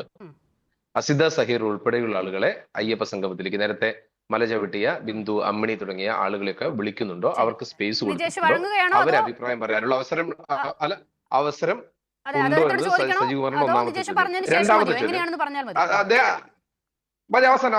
അവസാനം മതി. എന്റെ രണ്ടാമത്തെ ചോദ്യം നേരത്തെ എടുത്ത നിലപാട്, അതായത് ശബരിമലയിൽ യുവതീ പ്രവേശനവുമായി ബന്ധപ്പെട്ട് എടുത്ത CPMന്റെ, കേരളത്തിന്റെ മുഖ്യമന്ത്രിയുടെ, തിരുവിതാംകൂർ ദേവസ്വം ബോർഡിന്റെ നിലപാടിൽ ഇന്ന് എന്തെങ്കിലും ആഗോള അയ്യപ്പ സംഗമത്തിലേക്ക് പോകുന്ന സമയത്ത് ആ നിലപാടിൽ എന്തെങ്കിലും മാറ്റം വരുത്തിയിട്ടുണ്ടോ, അതോ പഴയ നിലപാടിൽ തന്നെ സ്റ്റിക്ക് ഓൺ ചെയ്യുകയാണോ? മൂന്നാമത്തെ കാര്യം, അദ്ദേഹം നേരത്തെ പറഞ്ഞത് വിദേശത്ത് നിന്ന് ആളുകളെ കൊണ്ടുവരണം. അങ്ങനെ ഒരു സാഹചര്യം ശബരിമലയിൽ ഉണ്ടോ? ആളുകൾക്ക് അവിടെ മാർക്കറ്റ് ചെയ്യേണ്ട ഒരു സാഹചര്യം, ശബരിമല എന്ന തീർത്ഥാടന കേന്ദ്രത്തെ ആഗോളതലത്തിൽ മാർക്കറ്റ് ചെയ്യേണ്ട ഒരു സാഹചര്യമുണ്ടോ? അതോ അവിടെ വരുന്ന ആളുകൾക്ക് സൗകര്യമൊരുക്കലാണോ നമ്മുടെ പ്രശ്നം? സൗകര്യമൊരുക്കാൻ വേണ്ടിയിട്ട് മറ്റേതെങ്കിലും സഹായം വനം വകുപ്പ് അല്ലാത്ത, റവന്യൂ വകുപ്പ് അല്ലാത്ത, സർക്കാർ വകുപ്പ് അല്ലാത്ത വിദേശ രാജ്യങ്ങൾക്കും വിദേശ രാജ്യത്തിലെ പ്രതിനിധികൾക്കും എന്ത് സഹായമാണ് ശബരിമലയിൽ കൂടുതൽ ആളുകളെ കൊണ്ടുവരുന്നതുമായി ബന്ധപ്പെട്ട് ചെയ്യാനുള്ളത്? അങ്ങനെ എന്തെങ്കിലും സൗകര്യം ചെയ്യാൻ ആഗോള സംഗമത്തിന് സാധിക്കുമോ? അങ്ങനെ കൊണ്ടുവരേണ്ട സാഹചര്യം ഇപ്പൊ തന്നെ നമ്മൾ 1 ലക്ഷം എന്നുള്ളത് നിജപ്പെടുത്തിയത് ബോർഡാണ്, സർക്കാരാണ്, അസൗകര്യം കൊണ്ടാണ് നിജപ്പെടുത്തിയത്. അപ്പൊ അവിടെ ആള് വരെ ലക്ഷങ്ങൾ ഇല്ലാത്തത് കൊണ്ടല്ല, മറിച്ച് അവിടെ സൗകര്യമില്ലാത്തത് കൊണ്ട് ആ അസൗകര്യമാണ് ആ അമ്പലത്തിന്റെ ഒരുപക്ഷെ ഭക്തർ വിശ്വസിക്കുന്ന ചൈതന്യം എന്ന് കൂടി പറയാം. പിന്നെ നേരത്തെ അനിൽകുമാർ പറഞ്ഞതുപോലെ വ്യക്തിപരമായിട്ട് പല ആളുകൾക്കും പല നിലപാടായിരിക്കും ഉണ്ടാവുക. ഈ യുവതീ പ്രവേശനത്തിൽ തന്നെ കാശ്മീർ മുതൽ കന്യാകുമാരി വരെയുള്ള ആളുകൾക്ക് വ്യത്യസ്തമായ നിലപാടായിരിക്കും ഉണ്ടാവാൻ സാധ്യതയുള്ളത്. അതുകൊണ്ട് ഞാൻ അതിനെ പോസ്റ്റ്മോർട്ടം ചെയ്യാറില്ല. എനിക്ക് തന്നെ വ്യത്യസ്തമായ നിലപാടുണ്ട്. പക്ഷെ അതിന്റെ പൊളിറ്റിക്കൽ നിലപാടുകളും ആ നിലപാടും തമ്മിൽ വ്യത്യസ്തമായിരിക്കും. ഞാൻ അതിന്റെ ഡിബേറ്റിലേക്കല്ല പോകുന്നത്. അപ്പൊ ഈ ഒരു കാര്യത്തിൽ CPM-നെ സംബന്ധിച്ചിടത്തോളം എനിക്കറിയേണ്ടത്, നേരത്തെ അനിൽകുമാർ പറഞ്ഞതുപോലെ ഏത് കാലത്തും എടുത്ത നിലപാടുകൾ കുറച്ചു കാലം കഴിയുമ്പോൾ തിരുത്തുക. അത് ഓഗസ്റ്റ് 15 മുതൽ സ്വാശ്രയ കോളേജ് മുതൽ ഇങ്ങോട്ടുള്ള ഏത് വിഷയം, ADB മുതൽ ഏത് വിഷയം എടുത്താലും ഉണ്ട്, അതേ ആവർത്തനമാണ് നമ്മൾ ഈ വിഷയത്തിലും കാണുന്നത്. അതുകൊണ്ടാണ് കേരളത്തിലെ സാധാരണ പൗരന് സംശയം എന്തായിരിക്കും സർക്കാരിന്റെ നിലപാട്. പറഞ്ഞ 3 ചോദ്യങ്ങളിൽ 2 എണ്ണം മാത്രമാണ് തിരുവിതാംകൂർ ദേവസ്വം ബോർഡ് പ്രതിനിധി മറുപടി പറയേണ്ടതെന്നാണ് ഞാൻ കരുതുന്നത്. രണ്ടാമതായി നിജേഷ് ചോദിച്ച കാര്യം അതൊരു പൊളിറ്റിക്കൽ ക്വസ്റ്റൻ ആണ്. അതിൽ അനിൽകുമാർ മറുപടി പറയട്ടെ. പക്ഷേ അദ്ദേഹത്തിലേക്ക് പോകുന്നതിന് മുൻപ് ഞാൻ നിജേഷിനോട് ഒരു സംശയം ചോദിക്കുന്നത്, വാസ്തവത്തിൽ ഈ യുവതീ പ്രവേശന വിഷയവും ഇതും തമ്മിൽ ഇത് രണ്ടും ഒന്നാണ്, അല്ലെങ്കിൽ ആ നിലപാട് പറയട്ടെ എന്നൊരു നിലപാട്, ഒരു പൊസിഷൻ എടുക്കേണ്ട ആവശ്യം ഈ വിഷയത്തിലുണ്ടോ നിജേഷ്? തിരുവിതാംകൂർ ദേവസ്വം ബോർഡ് പ്രതിനിധി തന്നെ പറഞ്ഞതുപോലെ ദേവസ്വം ബോർഡ്, ഞാൻ വളരെ പോസിറ്റീവായിട്ടാണ് കേട്ടോ ചോദിക്കുന്നത്, തർക്കിക്കാനല്ല. ദേവസ്വം ബോർഡ് അങ്ങനെ ഒരു ഞങ്ങൾക്ക് ഇങ്ങനെ ഒരു പ്ലാറ്റിനം ജൂബിലിയുമായി ബന്ധപ്പെട്ട് ഒരു അയ്യപ്പ സംഗമം നടത്തണമെന്ന് ഞങ്ങൾ ആഗ്രഹിക്കുകയാണ്, അതിലിതാ സർക്കാരിന്റെ പിന്തുണ ഞങ്ങൾക്ക് വേണം എന്ന് പറഞ്ഞു പോകുമ്പോൾ യുവതീ പ്രവേശന വിഷയവുമായി താരതമ്യം ചെയ്താണോ ഒരു സർക്കാർ, അത് ആരുമായിക്കോട്ടെ, CPM നയിക്കുന്നതെന്ന് വേണ്ട, നാളെ കോൺഗ്രസിനും ഇതാകാമല്ലോ, ഒരു സർക്കാർ നിലപാടെടുക്കേണ്ടത്? അതോ ഞങ്ങൾ ശരി ദേവസ്വം ബോർഡിന്റെ പരിപാടിയാണ്, ആളുകളൊക്കെ വരുന്നതാണെങ്കിൽ ഞങ്ങൾ വേണ്ട പിന്തുണ തരാം എന്ന് പറയുകയാണോ വേണ്ടത്? അത് BJP എടുക്കുന്ന നിലപാട് ആ വിഷയത്തിൽ കോൺഗ്രസ് എടുക്കുന്നത് ഞാൻ കരുതുന്നില്ല. അതുകൊണ്ടാണ് നിജേഷിനോട് ചോദിക്കുന്നത്. ദേവസ്വം ബോർഡ് ഒരു തീരുമാനമെടുത്ത് അത് സർക്കാരിലേക്ക് കൊടുത്തു എന്നൊക്കെ ടെക്നിക്കലി പറയുന്ന സമയത്തും നമ്മൾക്കറിയാം ആരാണ് ദേവസ്വം ബോർഡ്, ആരാണ് മന്ത്രിസഭ. അതുകൊണ്ട് സർക്കാർ എടുത്ത നിലപാടോ അല്ലെങ്കിൽ മറ്റൊരു നിലപാടോ അതിലൊന്നും എനിക്ക് അഭിപ്രായ വ്യത്യാസമില്ല. അത് ദേവസ്വം ബോർഡ് എടുക്കുക, ആരും നടത്തട്ടെ. എന്റെ ക്വസ്റ്റ്യൻ, എന്താണ് ആഗോള അയ്യപ്പ സംഗമം, എന്താണ് അതിന്റെ ഒബ്ജക്റ്റീവ്? ആ ഒബ്ജക്റ്റീവിനകത്തേക്ക് എക്സിസ്റ്റിംഗ് കണ്ടീഷനിൽ വനിതകളെ അതിനകത്ത് കയറ്റാമെന്നുള്ള സുപ്രീം കോടതി വിധിയും അതിനനുകൂലിച്ചുള്ള സർക്കാരിന്റെ ഉത്തരവുമുണ്ട്. പക്ഷേ അതിൽ എങ്ങനെയാണ് സെലക്ഷൻ എന്നുള്ളത് ഇതിനോടകം തന്നെ അവർ വിശദീകരിച്ചിട്ടുണ്ട് നിജേഷ്. ഞാൻ ഡയറക്റ്റ് ക്വസ്റ്റ്യൻ ആണ് അസിത സഹീർ ഉൾപ്പെടെയുള്ള വനിതകളെ അതിലേക്ക് ക്ഷണിച്ചിട്ടുണ്ട്. എത്ര പെർസെന്റേജ് അവർക്കുണ്ട്? അവരുടെ അഭിപ്രായം കേൾക്കുന്നുണ്ടോ? ശരി. ശ്രീ അജുകുമാർ, 3 കാര്യങ്ങൾ അദ്ദേഹം ചോദിച്ചു. ഞാൻ പറഞ്ഞതുപോലെ രണ്ടാമത്തേത് ഒരു പൊളിറ്റിക്കൽ ചോദ്യമാണ്, അത് CPM പ്രതിനിധി മറുപടി പറയേണ്ടതാണ്. മറ്റ് 2 കാര്യങ്ങൾ എങ്ങനെയാണ് തെരഞ്ഞെടുക്കുന്നത് എന്നുള്ള കാര്യങ്ങൾ നിങ്ങൾ വിശദീകരിച്ചിട്ടുണ്ടെങ്കിലും നിജേഷ് ചോദിച്ച സ്ഥിതിക്ക് ആ കാര്യങ്ങളൊന്ന് വിശദീകരിക്കൂ. എങ്ങനെയാണ്, ആർക്കൊക്കെ പങ്കെടുക്കാം, എങ്ങനെയാണ് തെരഞ്ഞെടുക്കുന്നത്? മൂന്നാമതായി ചോദിച്ച ചോദ്യം, ഈ ആഗോള രാജ്യങ്ങളിൽ നിന്നടക്കം ആളുകൾ വരേണ്ടതുണ്ടോ എന്നുള്ളതാണ്. ആഗോള തലത്തിൽ നിന്നടക്കണം, അതൊരു മാർക്കറ്റിംഗ് ആണെന്നാണ് പറയുന്നത്. അസിത, എന്റെ ഒറ്റ ക്വസ്റ്റ്യൻ വനിതകളെ ക്ഷണിച്ചിട്ടുണ്ടോ എന്നുള്ളതാണ്. ശരി.